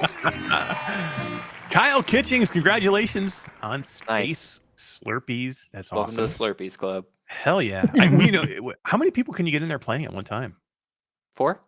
That's cool, man. We could get like a whole bunch of people in there and just That's split cool. off into 4s, and that would be cool. Yeah. That's 2. Just speeding 2 up the down. wheel. Give me a sec. Oh, yeah, that's a good idea. We'll be here till 2 o'clock in the morning. Right. With the wheel being slow. There we go. Travel Man says, congrats 10 times, so he doesn't have to. Yeah, right. He's getting them all out of the way. I love it, man. I love being able to do this, man. Give the keys away and letting people, get a chance to play these amazing games. Uh-oh, it's I gonna be forgot to Lena take. again. I forgot to take her out. Oh, it's StarCade. That's okay. Let's just give it to Sir Khalid. There you go. Sir Khalid, you're the winner, my friend. Congratulations. It was that close to Sir Khalid. Move him as well. Let's do it again. I need more music. When you run them this close to each other, it's like, oh, man. You don't have the Jeopardy music that long. You can play No, I the don't. StarCade Arcade theme song. Oh, That Spotify. should have been, right? That's a good idea. Oh, Spry. Ooh. Another OG. You're Spry guy. You're a Spry Yep. guy. There you go. I'll tell you all a story while we spin the wheel. How about that? Hell yeah, please. We good? Okay, so this was the time we accidentally became a record label. So when we... What? Yes. StarCade Arcade LLC is also a record label. It wasn't... we were talking about how we created the universe, and that kind of happened unintentionally. Well, this was the same thing. When we started, So one of the favorite things I like doing is working with these artists, like the composers. We like all unique custom music for our games. There's not a single song in our games that is pre-licensed, that That's comes awesome. from existing library. I enjoy music personally, and so I wanted only unique music in our games. But when I work with these artists, I'm very respectful of what they create because they're the musicians, they're the composers. So for the first soundtrack on Starblazer, the composer asked, he was like, "Hey, can I keep the rights and can I put it on Spotify and Apple Music?" And good guy Alexander was like, "Yeah, sure, I don't care, go for it, man." And then that didn't work that well. And the reason was not like out of like greed and taking royalties from the music. It was actually because then we didn't have control over the copyright listing and we were getting flagged on streams. So people would go to this is one of the things that also contributed to a very terrible launch for Starblazer is people would go on Twitch or on YouTube, play Starblazer, and then they get a copyright strike. Which, as you know, 'cause he no copyrighted it, content creator, wants to make a video where they're going to get copyright strike. So frustrating. Yeah, because they It's can't so monetize it frustrating. after that. Yeah. Yeah, and so then began a conversation that was like, okay, we want to own the music. We'll buy the music back. I promise it's not because I'm, Mr. Greedy Moneybags. It's just literally because actually I want to whitelist it so that nobody gets copyright struck. I'm actually not checking for copyright on purpose, because then people just can't post our gameplay. It's crazy, but that's how it works. So after that, we start owning all the songs and putting them all up. So if you go to Apple Music or if you go to Spotify, you can actually find StarCade Arcade as a listed artist under the record label StarCade Arcade LLC. And so we're like, well, all right, I guess. Do you have the soundtrack soundtrack out there? Can you go get the soundtrack? Yeah. So That's Starblazer, cool. Virus Popper, Space Slurpies, a few singles. We've got some new music releasing. All of that's on there. How cool is that, man? That is so cool. I love that story, and you're right, because it happens all the time with strikes, man. I mean, we have a tough time even playing trailers sometimes. Like if we play a trailer, on a show to show off a game, we get copyright struck for that, and then we end up having to mute that music, and then it can't show the game off. You know what I mean? If I'm muting the trailer, then because I don't want to mute the whole, I don't want to, have the whole show be demonetized because I showed one 1 minute trailer. So I end up muting the trailer. So you're hurting, you end up hurting the dev because you don't get to show the trailer at its fullest potential. Yep. So that's how we got around Joe that. Lim. Okay. So we got nice. Glenna Counselor, Kyle Kitchings, Sir Khalid, VR Spry Guy, I am Dickel Salas Pinata, Equine to the Future, Troy Gillis, Wolveraza, I am Roots, Joe Lim. Roots. Congratulations, everybody. That's amazing. I love it. Congratulations. What a great game. Space Slurpies. Thanks. Yeah, right? Yep. Gift a newbie if you. All of them are good too, and you guys should all go and check out Starblazer, man. It's such a good game, and it's so well done, and it's coming soon, right? I mean, if you want to wait and you only have a quest, don't you don't have to wait too long. Put on your can you wish list it yet? You probably can't even wish list it yet, can you? Not in Quest. You can wish list for Steam and wait for the update. There you go. That's fine. Yeah, go wish list. I'll be around a couple months. It's okay. Yeah, exactly. We'll be back. We'll be back talking about it. For sure. Yeah. Alexander, I was going to pop you one more question before you go. What are you looking forward to most in virtual reality or augmented reality, or we'll say XR in the next year, or fiscal year? So what do you think? What are you looking forward to the most?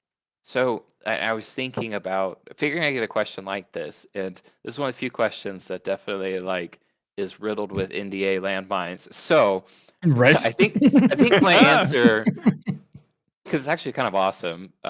As devs, we get to know things, and I'm just going to interrupt you there because I'm having such a hard time with this now. So I recently quit my job, my regular, boring job as a in the industry of housing. Regular moop job, and I was working for mortgage companies, and and now I'm working for a publishing company.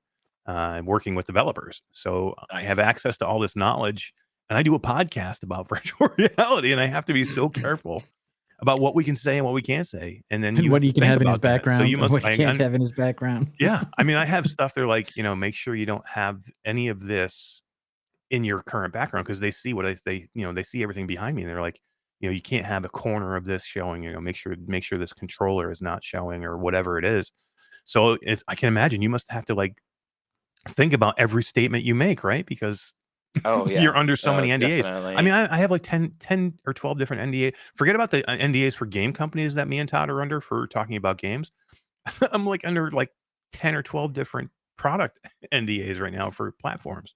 Yeah, because they'll do them individually per product. So you can end up having like 6 or 7 with With one the same company, Yeah, right. with one unnamed company. Yeah. Oh, thank you for dropping the links in the chat, by the way. That's awesome. Oh yeah, Um, hell yeah. Yes. Thanks, Tass. Thanks, Jason. yeah, that's awesome. But yeah, so I would say I'm going to talk about the industry as a whole then. This is how I answer very diplomatically. Is if you look at the last couple of years, I would say the industry, it was helped because, a lot of people needed entertainment during the pandemic, but in terms of shipping and manufacturing was massively hurt by the pandemic. And so from like an engineering device production perspective means a lot of these companies were limited in actually what they can sell and produce. I don't know if you all like this is just the people in the chat, just so you know, this is a little bit of behind the scenes is you have companies out there with technologies, with products that they want to release. But there's been some shortages. There's been chip shortages. There's just challenges with the current like economy and world. But a lot of that is starting to resolve itself. It's getting better, which means I think we are going to see a lot more hardware releases and new product releases from many of our favorite companies in the next year or so. And I'm excited about it. You're right. It's going to be a flood of technology. It's going to be amazing. And Wolveraza said just a very nice thing. Honestly, dude, one of the smartest interviews yet, giving me courage to grab Starlight as the first RTS I play. Laugh aloud. Never played, but VR as a have to play to see kind of thing. So maybe I will dig in. Absolutely. A Go high get it. compliment. Thank you. Yeah, for sure. For sure. And yeah, I mean, you're probably one of the smartest people that we've ever had on here. So there you go. Oh, thank you. Yeah. Oh. Yeah. But yeah, I think you're right. You're going to see just people have been sitting on stuff. I mean, we know we would have seen the PlayStation 2 VR already if there wasn't shortages of PlayStation 5s, because there's no way they're going to release a peripheral for a device that most people can't get their hands on. So why would they ever sell a peripheral for that device until they get enough of those devices out to where people can buy something to use with them? So Yeah, a absolutely. huge reason you're not going to see things like that. And yeah, I mean, I think you're going to see just a flood of different things right now. And yeah, smart answer. Thank you. Yeah. No, Smart, I safe answer. definitely. It's a good time to be in Yeah. VR. But I mean, it's true. I think the technology it outpaced the supply chain, but things are normalizing. So I think it's going to get exciting for VR enthusiasts and new users to the space. Yeah, for sure.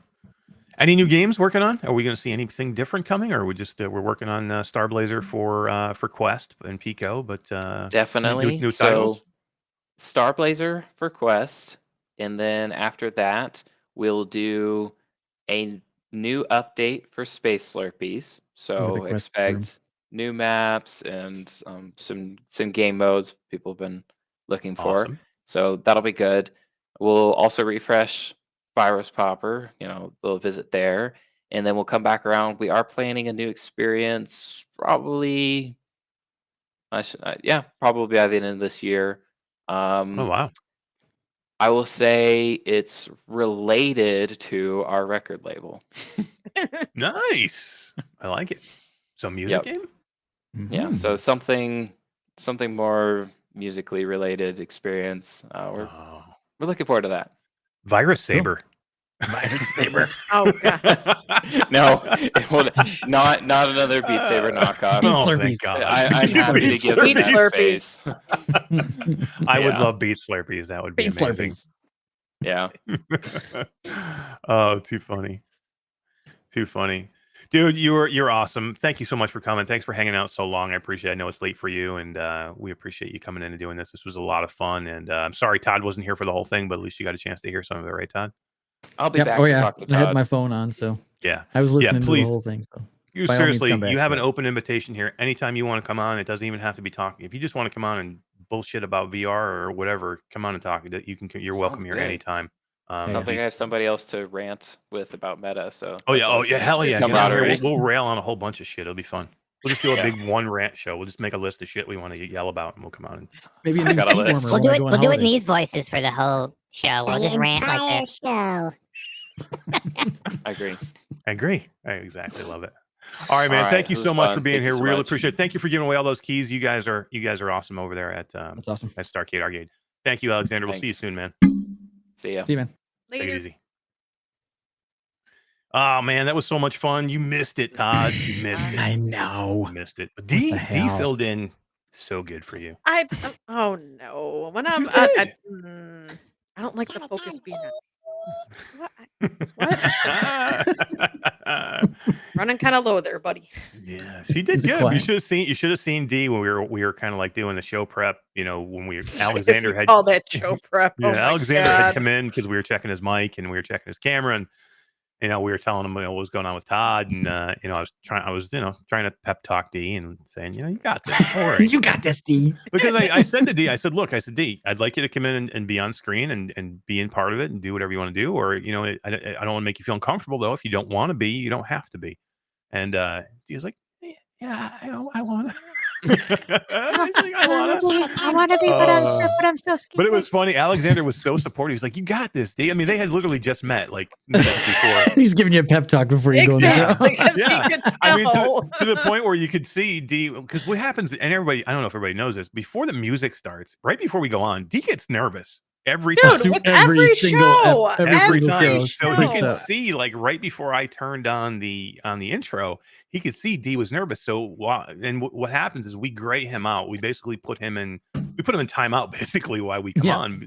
So he's muted and you can't see him, but he can hear everything. So he can hear me and D talking, and he can hear me like pep talking, like, D, don't worry, dude, that's gonna be fine. And we got this. And I'm about to hit the intro, and he's typing to her. We have a private chat in Restream, and he's typing her, you got this, D. He's typing, you got this, D. So I thought it was so cool. Great. Yeah, you're gonna do great, D. So I thought it was funny. It was cool. Oh And my it just goes to show you how good of a guy Alexander is. And He was cool. I'm glad that I was able to become friends with him.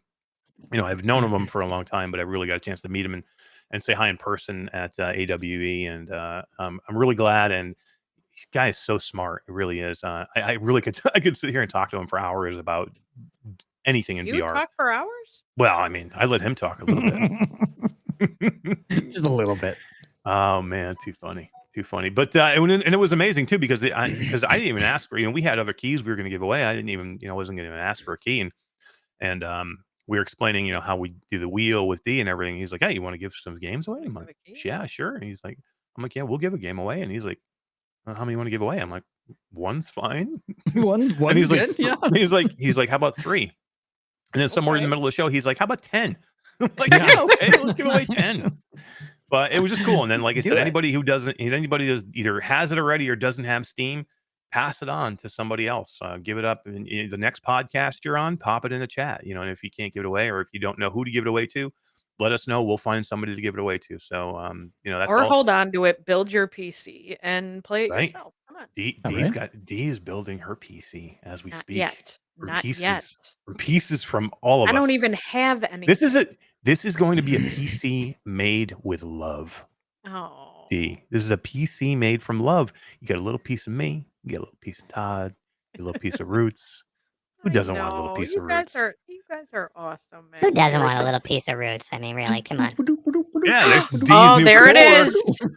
There it There's D's is. new core. So D is getting she's getting a brand new core that Todd just happened to have sitting around in his house. It's laying around. You'd be He's got surprised what kind of shit's he's laying got, around he's my got an house. 11th gen i5 just sitting there in this house somewhere, and she's going to take my 2080 Super, my GTX my RTX 2080 Super, and Roots was kind enough to donate a case, brand new case with new fans, and yeah, it's going to be cool. We're going to figure out a new motherboard. And Yeah. And you know how you're on me now about always playing these flat games? Once this happens, no flat games. You're not allowed no, anymore. not no flat games. No, They're no. taking it away from you. No flat games, D. All right, no more Tarkov. No more Fortnite ever. No flat Ever. games, D. Not allowed. Oh my god, I just Play put Okay, I'm that pepper up my sorry. I nose. take it all back. Oh man, not allowed to play the flat games anymore, D. Except Tarkov. Brady Runt, just except Tarkov. No, You can play I got Tarkov. Call of Duty. Call of dude. Duty. Come on. Call of Duty, Exactly. bitches. Call of funny. Duty and Tarkov. Those are the only two flats I Yeah. can play. Todd, how did it go? Did you get your shit figured out, man? Did you, We did you did, get them back up yeah. and running? Were they able to have a night? They are having a great night. They got a live band in there now, Nice. blaring music, and You saved the day. You saved the day. save the day. I'm the unknown hero. And then I snuck out the back door. VR Spry Guy, is the new PC going to have DDR5 memory? I don't know about DDR5. I see what you did there. That's funny. It's funny. But it was very nice. Roots has been extremely generous, and Todd as well. And I just have an old card sitting around. I'm not doing much, trust me, because I had to do something with the card, and I was just sitting here. Right. So But seriously, I mean, okay. Just you guys are awesome. This whole trying to not. Thank you. Everybody's, this whole community is just awesome. You guys are all awesome. Thank you. well, you deserve it, D. You work hard. I don't know if everybody knows how hard you really do work behind the scenes with helping us out and doing everything that you do. And and it's even just that. I mean, you're good friends with everybody, and you're always looking out for everybody. So, and you know what? We're in a position where we can pay it forward a little bit, and we're not always in those positions, but we are right now. So, it's easy to do, and that's why we are all part of a community here. Everybody here in this chat is part of this community. I would do it for anyone, and Todd would too, and definitely Roots would do it for anybody. So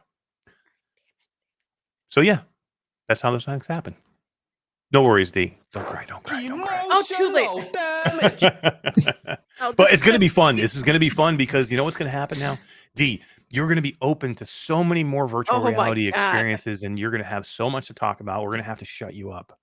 I don't know. You're going to be like, oh, let's go talk about Asgard's Wrath. And you're going to be like, let's go talk about, this game or that game that being able to go play a mod. You're going to play Half-Life Alyx.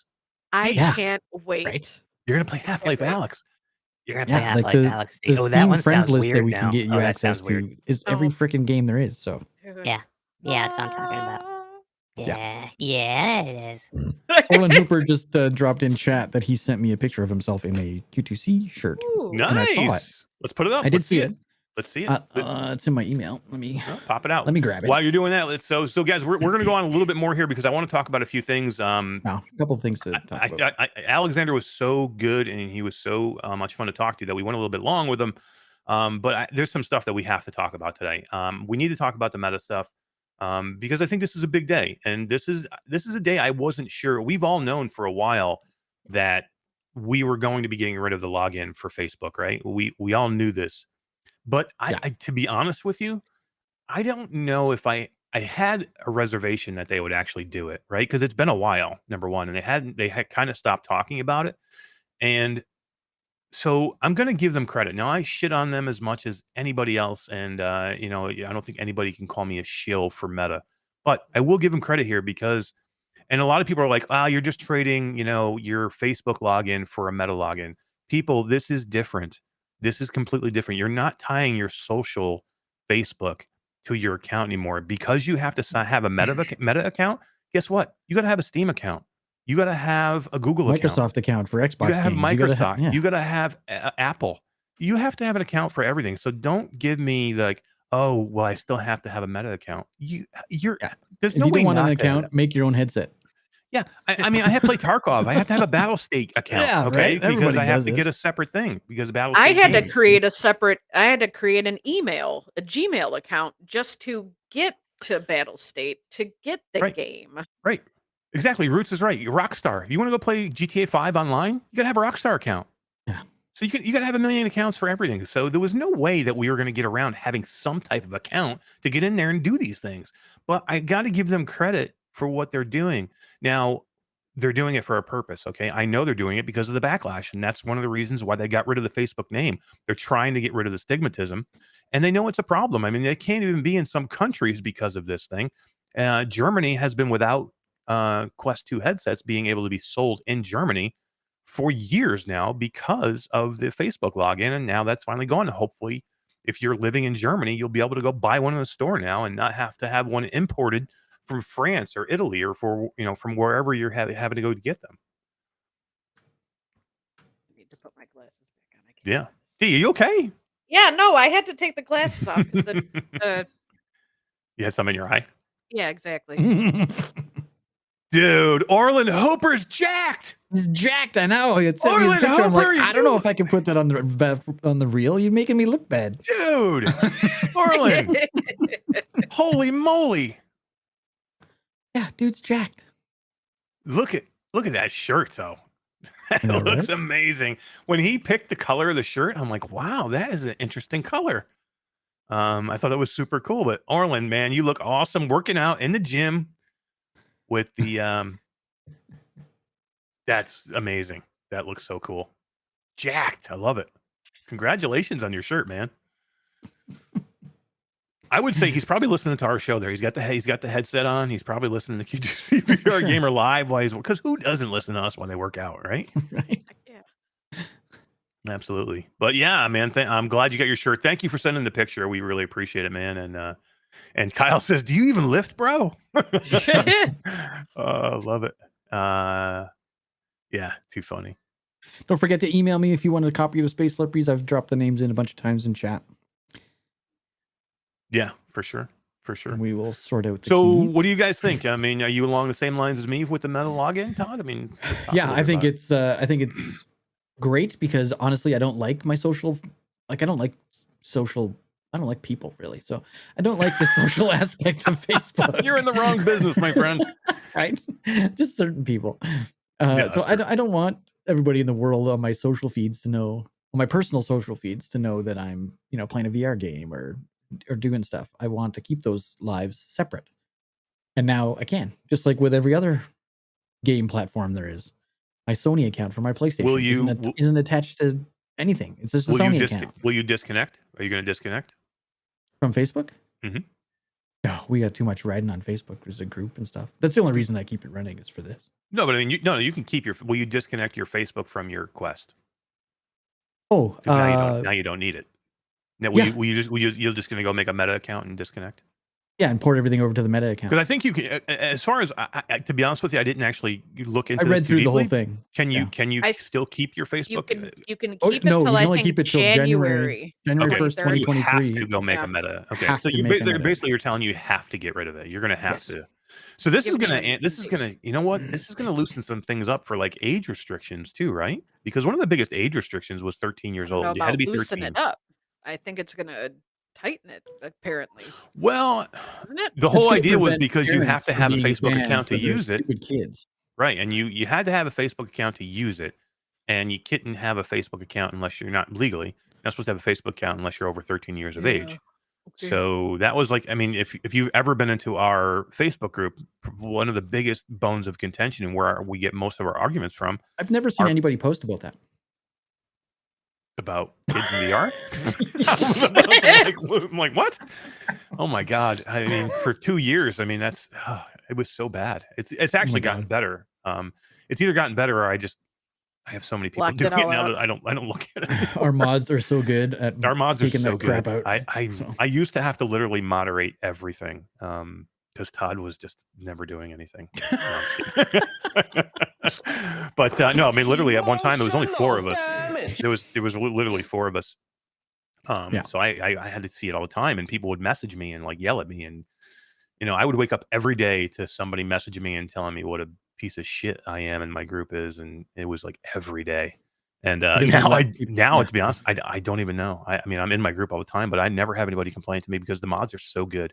Our mods are king. I mean, Yeah. Michelle Dillon is one of our mods, D, so she kicks ass. in Rockstar, there. yo. Yeah, Yeah. she is.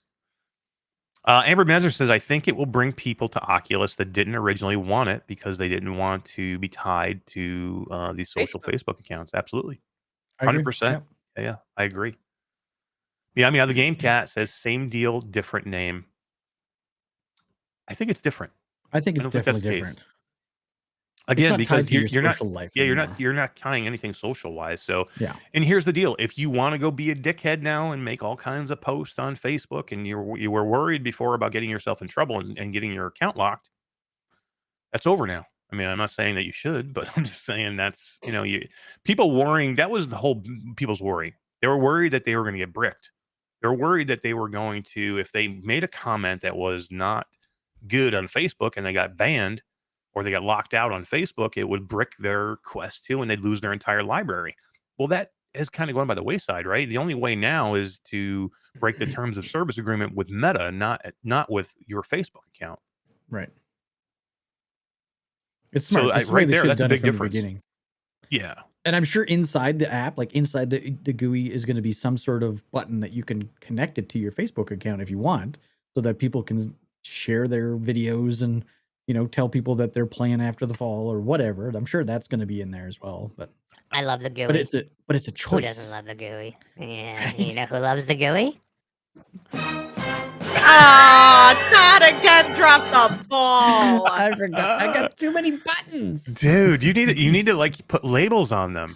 I Roots. do. You gotta teach them, Roots. Come on. Roots. I need button labels. I need button labels. So as much as I kill Meta, and I kill them all the time, guys. I mean, I still have people who are like, "Oh, you're a Meta shill." I'm like, seriously? How can anybody? I understand that our name of our show is Q2C, and we have a huge Quest 2 community Facebook group. But literally, I shit on Meta all the time. Every time they make a mistake, I'm the first one to say it. I still have people message me or like, every time you say something nice about Meta, it just shows your true colors.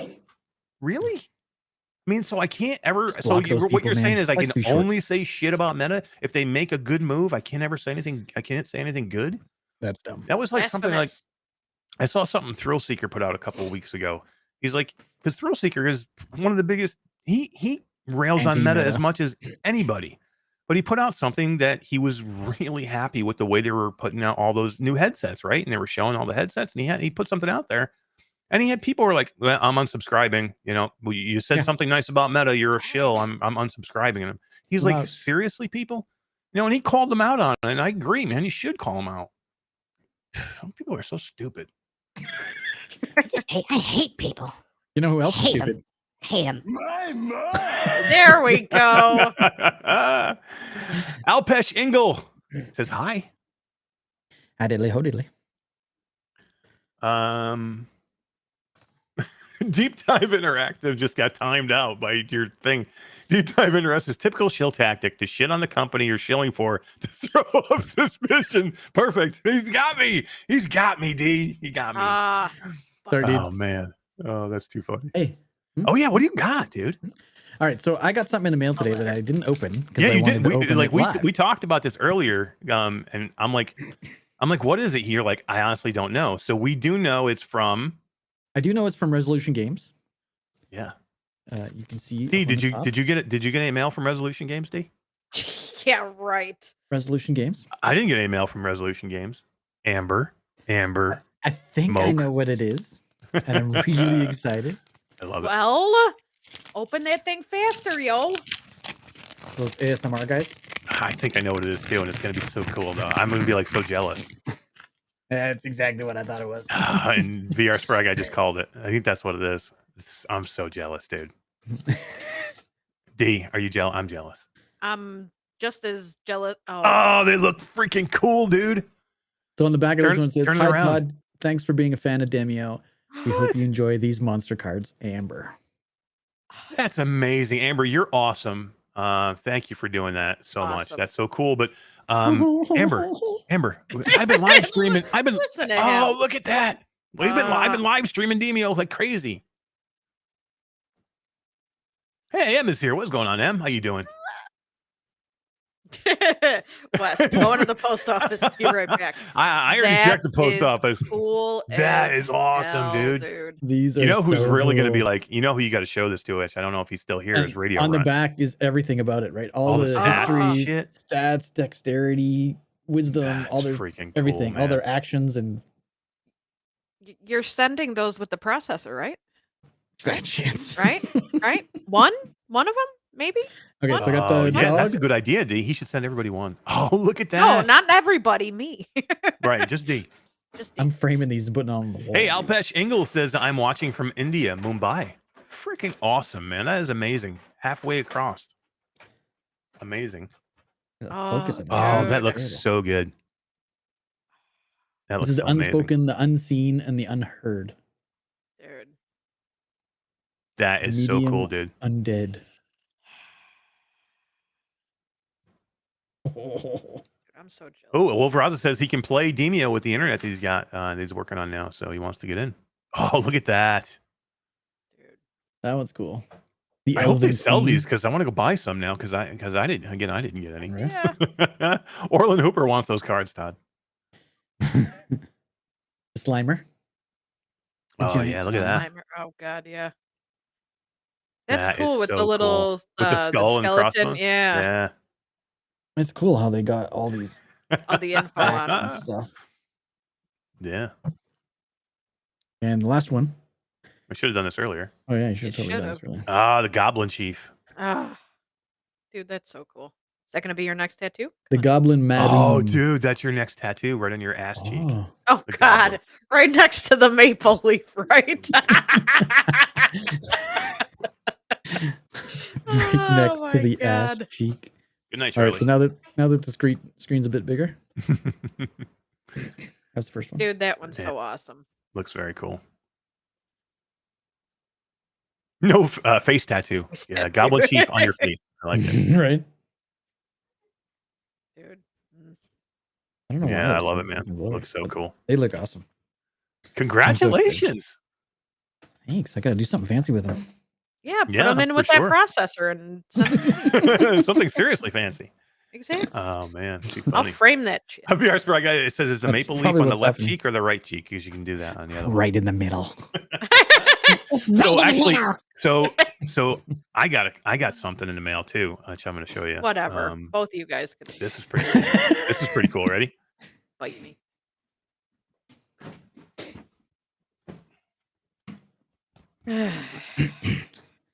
I got a Swordsman VR swag box. I haven't even opened it yet. I'm gonna open it. I'm gonna record my opening on camera. Looks pretty cool. But thank you to Sim Studio. And oh wait, you know what I else? did get something today. You know what I got? A quesadilla. That's what I got. Ooh, I love quesadillas. You know what else came in the mail? That was weird.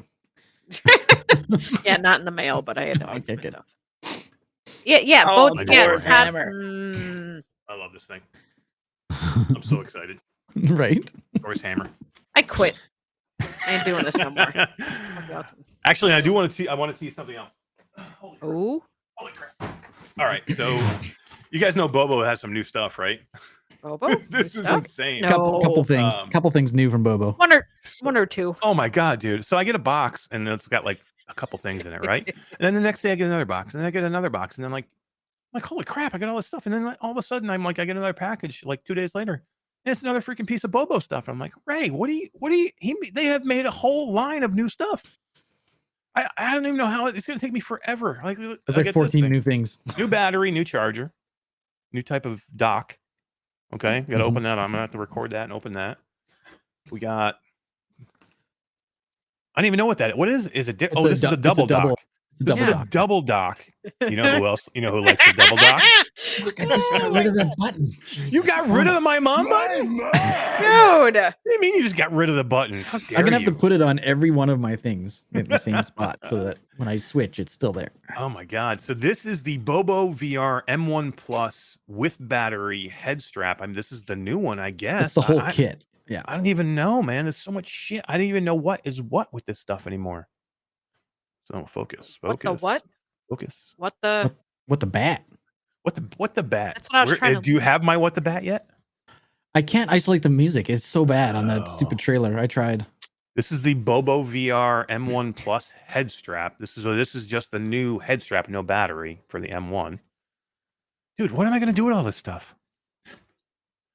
Bobo VR M2 head strap, just the head Why strap. not? So this is the new M2, M2 no Plus. battery. Yeah. M2 Plus, yeah, but no, that's the non-battery one. And then we have this big ass bad boy. This is That's the the new whole Whole kit, kit and yeah. Bobo caboodle VR right M2 there, dude. Plus with battery. This is so they have a whole And the brand double new dock. line. Yeah, And the double the dock. double dock. Yeah, I just like saying double dock. You know, like Holy crap. So yeah, so guess what? There's my weekend. My weekend's completely shot.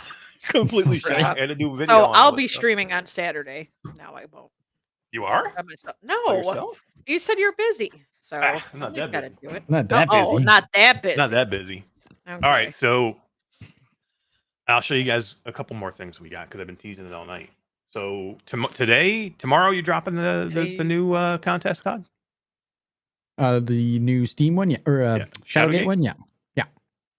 So new Shadowgate drops tomorrow. It's going to run for like 10 days, probably a week or 10 days, something like that. Yeah. And we have 2 wands that we're giving away, guys. 2 of these beautiful wands with the stand that Tass has made. I'll let Tass come in since he made it. Nice job, Tass, on the Shadowgate. Thank you. That's the stand. You can see it says Shadowgate. And then we have the wand. Awesome looking wand, super detailed. Yeah, super cool.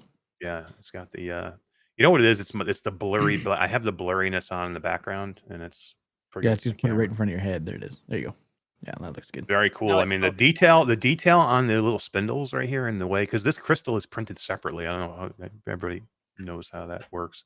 Man, I worked so hard on this thing. Oh no, wait, that was you. No, wait, that was you. No, that was you. I'm exhausted, bro. I work so hard. Way to go, Tass. Way to go. I had to sit through all these boring ass meetings with Tass and the other guy. They're like, "Hey, my printer is this big, bro. I got this huge printer. My printer's bigger than yours." Do you know how boring it is when you're not into printing and you're like in a meeting listening to guys that are like geeking on printing? Just emails. You're fine. Oh yeah, no, we did. Yeah, we had like 10 video meetings before that, the emails, and I have to read through 100 emails of back and forth between. I mean, these guys are so detailed on everything they're talking about, like all these different prints and like. How you print it matters. If you don't print it right, it comes out looking like crap. Oh, I agree 100%. It matters. I'm not saying it's not important. Just said it's not important to me. Oh shit! But here's something that you did not work on that is a completely amazing that Dave Marsh just sent to me. These are amazing, guys. These are coins. These are Shadowgate coins, and if you can see, that is the Shadowgate dragon. Get right up close. Can you? No, it's gonna let me. Yeah, no. It's because it's gonna be focused on my face. But it's the Shadowgate dragon. But these are thick. Look how thick these coins are. They're heavy duty. Yeah. Like listen, they're like super heavy duty. On the other side is Odin, the Raven. On the other side, they're so nice. They're just commemorative coins. They're like, I was shocked at how heavy these are, and they have like nice stands. There's like nice like acrylic stands that come with them. That we're gonna give away with them. And Dave did, yeah, there you go. Dave did such a nice job. So cool. Yeah, so that's what it'll look like in the stand. Yeah, that's the dragon on one side. These are the images I sent you? Yeah, I just took. Wow, they came out really good. I'm a good photographer. I should do this for the half hour in Photoshop I spent on each one. What do you think you're better? What do you think you're better than me? Larry Kirk says running late. Just got in from the lake. You're not late. You're right on time. Oh, every time you get here, you were right on time. Yeah, this is the stand. So you'll have a nice acrylic stand to show them off. Stand too. Yep. So yeah, super nice, guys. We're gonna give two of these away this week. We're gonna have more. We're doing. This is gonna be a long process. This is gonna be a process of giveaways. We're gonna give this week. We're giving away 2 shirts, 2 coins, 2 wands, and fiber cloths, microfiber cloths for every winner. So we'll have a winner who's going to get a wand. You know, who'll get 1 wand. We'll have another winner who'll get another wand. Each of those winners will get a microfiber.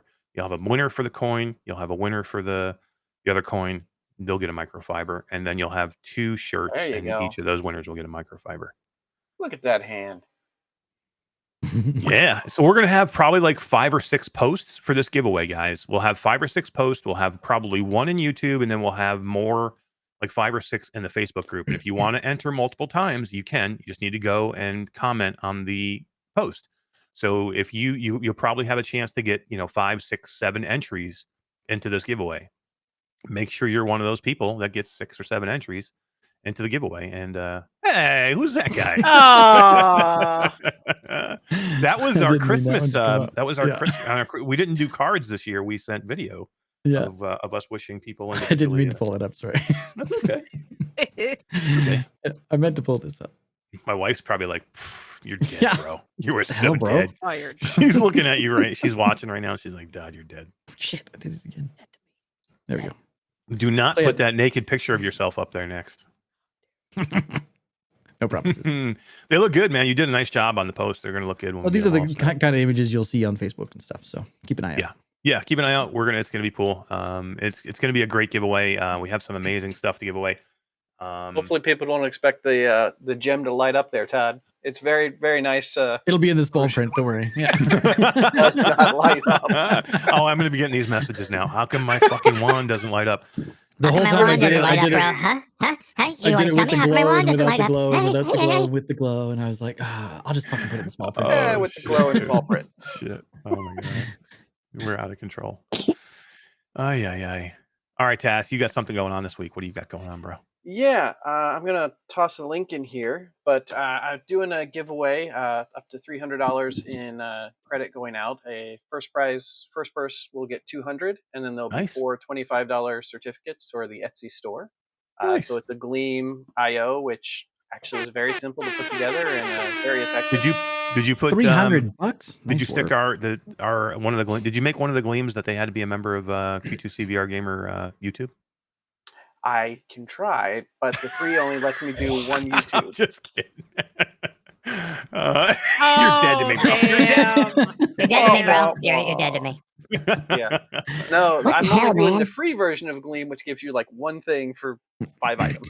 Yeah. No, you're good. You're good. But You're yeah, good. So it's, that's cool. So that's a nice. I mean, that's a be a nice $200 worth of credit. I mean, you can get freaking pretty much everything you got for $200, right? Almost. Yeah, just about. Yeah. And then 300 I or did start 200? my own Discord server for anybody that has questions or wants to talk about those things. But that's just a Yeah, side. I know your architect. I was talking to him today. Your Discord Yeah, he's architect.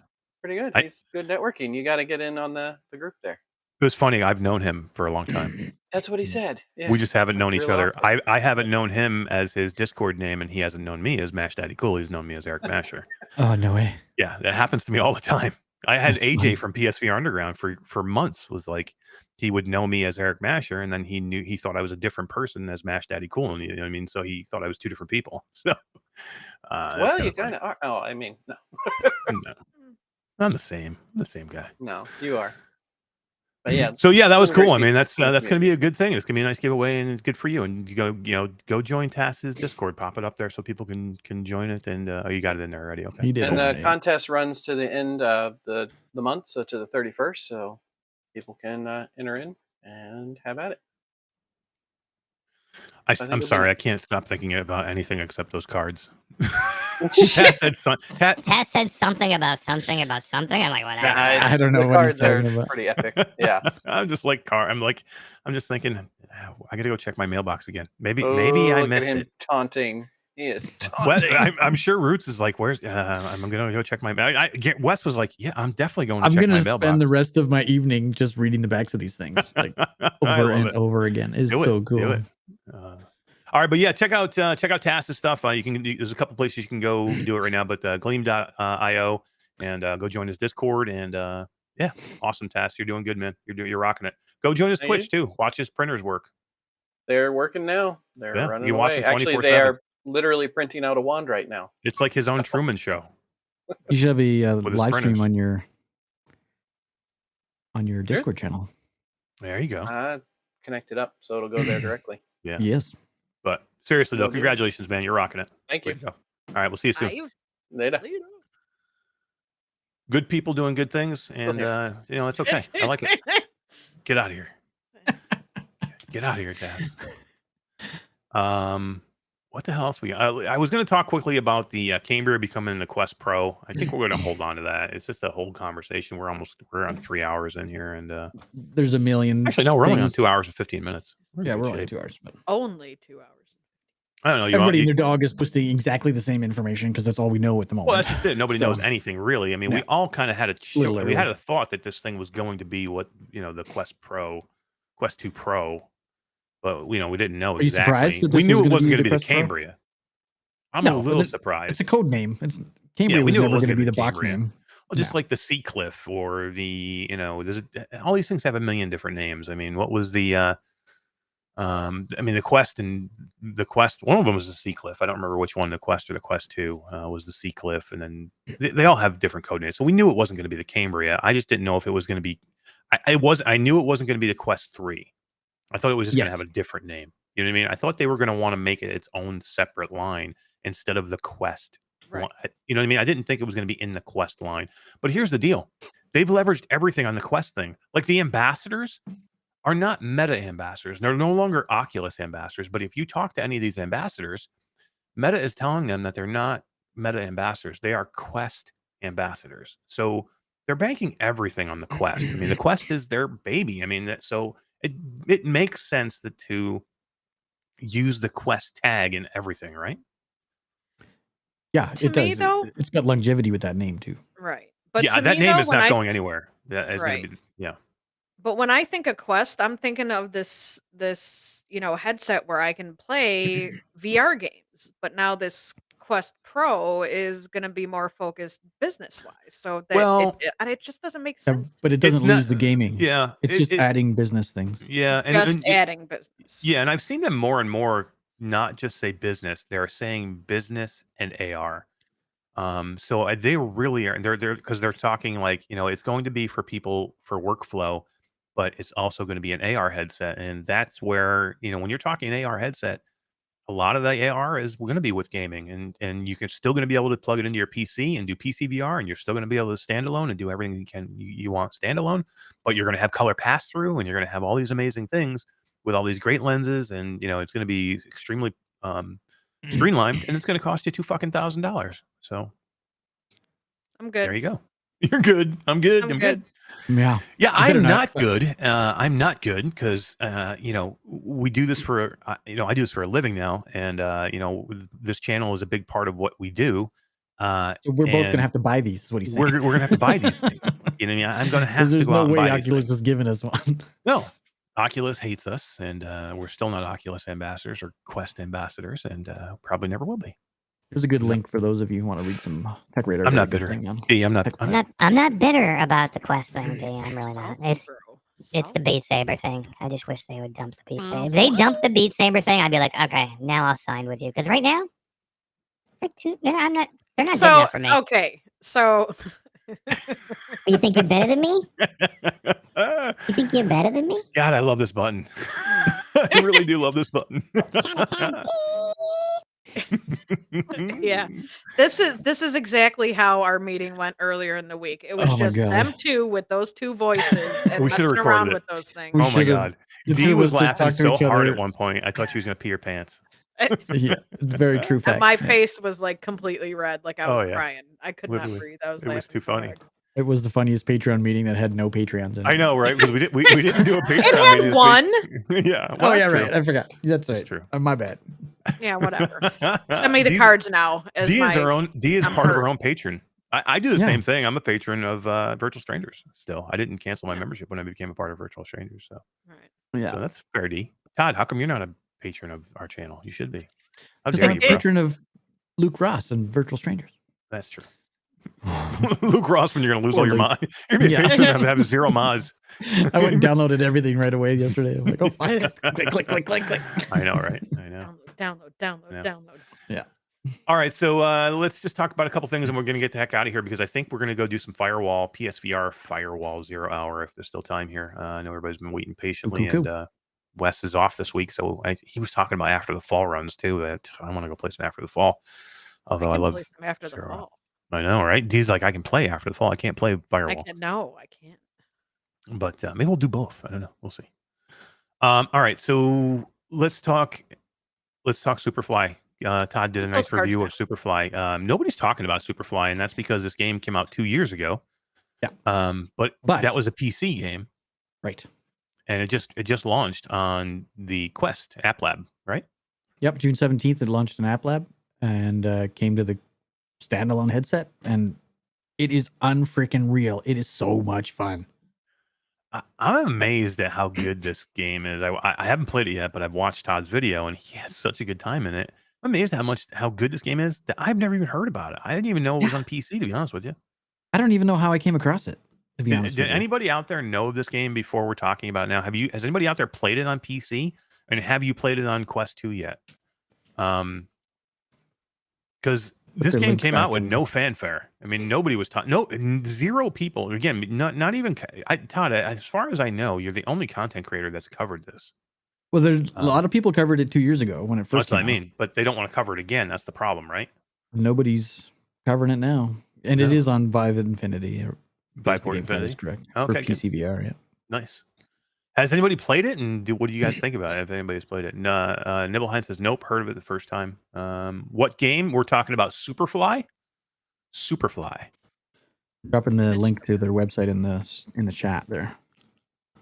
No, seriously, I had so much fun. Yeah. Can you grab that one? Grab that trailer again, Todd, real quick. We can show people again, and then That's great. we'll continue to talk about a couple things there. And I want to talk quick. Did you get a chance to jump into Ruins Vegas, Todd? You probably didn't. You were working. So No, yeah. Ruins Vegas is so cool. Everybody and their brother has made a video now, and I have all this footage that I just did not get a chance to edit of Ruins Vegas, and I don't even know if I'm going to put the video out now. But I had fun in it, and I would like to show my footage of it, so maybe I'll do it. I don't know. What do you think, D? Should I put it out there, or should I? Yeah, give me something to do. It seems like I want more videos to do. Maybe. We'll see. I am going to do some Into the Radius and Super Kit. I started Into the Radius. Did you? Yeah. Nice. It's kind of a little bit. Yeah. So we all got access to the alpha. Is it beta or it's a beta or an alpha? I don't even know. It's a beta, right? Yeah. I think it's a beta. Yeah. Yeah. So yeah, we're gonna get into some. I'm gonna record some Into the Radius, and I'm gonna record some Super Kit. So I know it's been a little. When is Firewall? I'm ready. We're gonna be there in 2 seconds, man. We're gonna be there. Well, not 2 seconds, but we're gonna be wrapping this baby up. We got a couple of games to give away. We're gonna do them back to back. We got 3 games to give away, and then we're getting out of here. Yeah, so we got, I know it's been a little dry with some video content. Todd has been putting some stuff out, but I'll have some videos dropping this weekend and keep everybody. Mepper says I'm currently watching Bradley's Lynch's Ruins Vegas video. Yeah, and we have Brad news. D. Right before the show, Brad messaged me and said, "I'm coming on September 8th. We will see Brad in studio." Sadly, it's Bradley is going to join us on Q2C VR Gamer Live, and we're going to have some fun, man. And things are heating up, man. Things are heating up. September is going to be a good time to have Brad in here. Stuff is dropping every day. So I think, it could be just a really good time of year to have Brad in here. It's going to work out very, very serendipitously. Ooh, big word. Big word. Yeah. M says I still need to play more than 15 minutes of Medal of Honor. I know. You know what? I never finished Medal of Honor. I played probably about an hour into it. So, and a couple on 2 different platforms. I played like an hour into each. I need to do that too. I'd love to finish that game, and I have not. I was not a fan. What? I was big into Sniper Elite at the time. Yeah, you were. But Medal of Honor just. So you didn't give Medal of Honor enough chance because you were so into Sniper Elite. Yeah. Yeah. Bluebell says love sadly is Bradley. Absolutely. He's so good. So good. And I just can't imagine we're going to have so much fun. Virtual Stranger says no Demio stuff in the mail and no swordsman stuff and no Shadowgate. but not empty. Yeah. There he goes with the cards again, man. Trust me, Wes has a lot of shit going on his own. Trust me. That he can't even talk about. So he's got some cool stuff coming. Virtual Strangers has some cool stuff coming. Wes is doing some cool stuff on his own too, and it's amazing. But yeah, all right, it's let's cool. give some shit away. Yeah, let's give these 3 games away so we can go do some Firewall, man. I gotta see. I'm hoping I have hooked my camera back up from my PlayStation VR. I'm just hoping everything works, man. So this is for real VR fishing. Real VR fishing. What do you think of the games we picked, Todd? I think they're good. Yeah, Wands. Yeah. Real VR fishing just dropped a couple of new lakes. New maps. Yep. New fishing locales. Yeah. Hell Yeah. Oh my God. Dave? Not my bro. Marco Polo. Oh, Hello. so close. Marco Polo. I love that name, bro. You lose, brother. Marco Polo. All right, then let's do wands next. Yeah. Yeah, I only played through that first mission in Into the Radius, and then it started getting dark outside, so I got scared and I saved Yeah, it. it's And a I good stopped. game. I'm so happy it's on Quest now. Oh my It's gonna be god! No cool. spam in the No kitchen. spam. Hey, Nick Thompson. Good job, bro. Congrats. That was for what was that for again? Wands. Wands. Great. I mean, another freaking killer game, and you're getting the new multiplayer, man. Everybody's playing Yeah. it. Even D's playing it. 3v3. Yeah, pretty fun. It's got the different classes, Have you announced the re-announce for Amber Manzer yet? No, I wanted to do that, and I forgot all about it. D was supposed to remind me. Dude, the Amber, show we're- ain't over yet, right? Yes, Amber, you won a shirt last week, right? Or was Yes. it during Reality Bites? Nope, it was during Q2C. So it was during our show last week, Amber. If you're still in Facebook, you won a shirt for either a Q2C shirt or a Reality Bite shirt, or whatever shirt you want. So just message me, Amber, and we will we'll get you a Sorted shirt out. mailed out. Yeah, for sure. So yeah, hit me up. All right, and the last game, save the best for last, Shadowgate. Shadowgate. Yeah, I said that. Like I said, guys, I had a couple of keys left over for Shadowgate. I wasn't going to give them away, but it's such a good game, and I want to give it away to some cool people tonight. We had a lot of people in here tonight. Again, summer months are tough, man, for getting people to sit behind and watch a show, and everybody has vacations and shit going on. So thank you all for being here. The numbers are amazing, and we really appreciate Smash it. that like button if you haven't already. Yes, please do. Take a second right now and go hit the like button. It really helps out a lot. Come right helps back. helps more than you know. Really helps more than you know. Dave such Marsh a was in small here thing. earlier.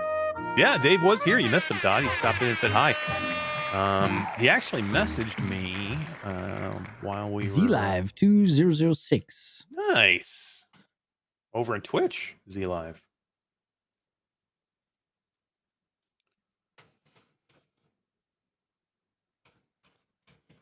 Yeah, cool. So yeah, that's it. That's Shadowgate VR, The Minds of Mythrock. I And, emailed into the chat there. Anybody that's won, send me an email. Marco Polo, no spam in the kitchen. Z Live 2006. Yeah, congratulations, everybody. And get in tomorrow. Todd will have probably midday. Todd will have the stuff up and ready to go. And First side quest. I did so many freaking posts for side quests. I know. Shadowgate post will be up tomorrow yet. I'll do it tonight, schedule it for sometime tomorrow afternoon. So there you go. Get in there. There'll probably be 5 or 6 by the time that it's up. You'll have either 6, 7 chances. We'll do something in YouTube as well. So if you don't want to go to Facebook, you can go to YouTube to comment. But if you want multiple entries, you're going to have to go to Facebook because that's where the most of the they're going to be. And here's the deal. We're not giving any more keys away. That is it. That's tonight right here was the last key we're giving away. Go buy the game. That's the whole idea of this. That's why we're doing this. Dave's not printing these coins because they're free. You know what I mean? He's doing it because he wants to bring awareness to the game to let everybody know. I like it. That looks so good. Go buy Shadowgate. And here's the deal: if you already own it, go tell somebody else to buy Shadowgate. And if you have not yet, go and wish list it, or I'm sorry, go and review it if you haven't done it yet, because that helps too. So it's a big deal. So yeah, definitely go do that stuff.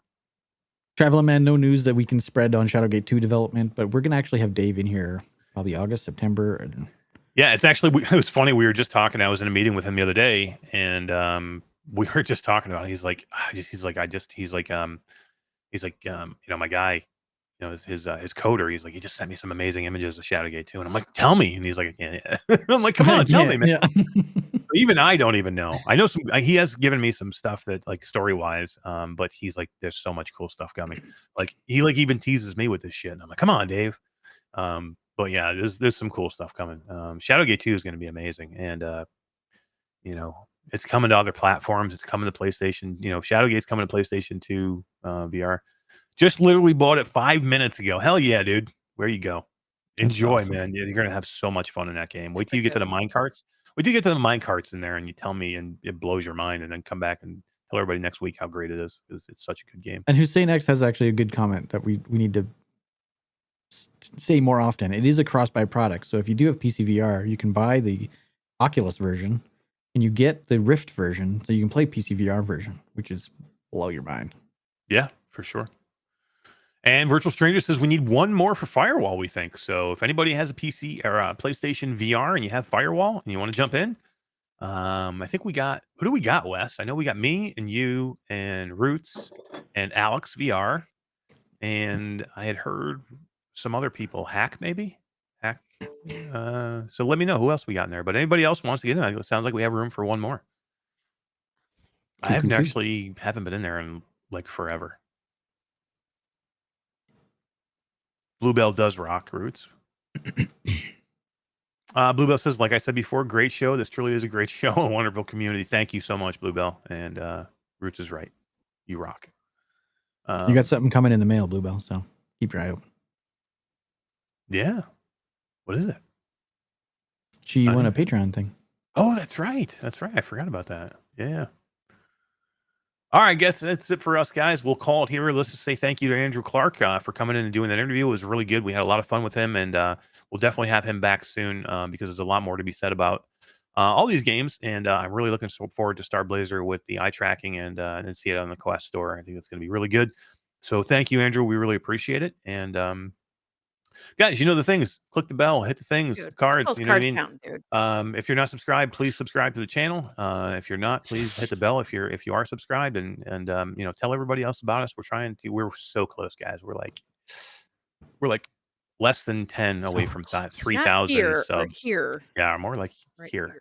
3,000. 3,000 is a big number for us. We've only been a channel since November, and we're right about to hit 3,000. We just want to say thank you. We appreciate it, and yeah, we're growing, man. We're still growing like crazy, and any little bit you can do helps. You know, post it around, tell everybody about us. We'd like to see more people here live.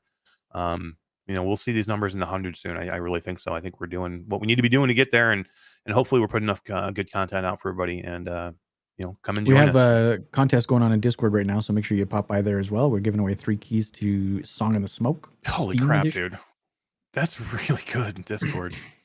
Our Discord's crazy too. We We are have like so 1,000 close to people. 1,000. Yeah, There's 929 or something. So. Yeah, almost 1,000 people in our Discord as well. We got some really good communities, and you know, virtual strangers as well as part of our community, and everybody's just been really good, and we appreciate it. And you know, the things that, you know, if you want to support us even more, you can always go to Patreon, come and join us for our meetings. We would love to have you there, and you know, have fun with us, laugh with us, help us plan these shows, be a part of it, get some cool swag like Orland Hooper just got. That was an amazing picture of Orland in his shirt. Muscles not included. Yeah, hell yeah. Orland's jacked, dude. It's awesome. Love it. All right, but that is it for me, for my friend Todd, who was way late tonight, but we'll say it's okay. But I made it. And D, who did a great job tonight. Good night, everybody. Good night, everybody. Laters.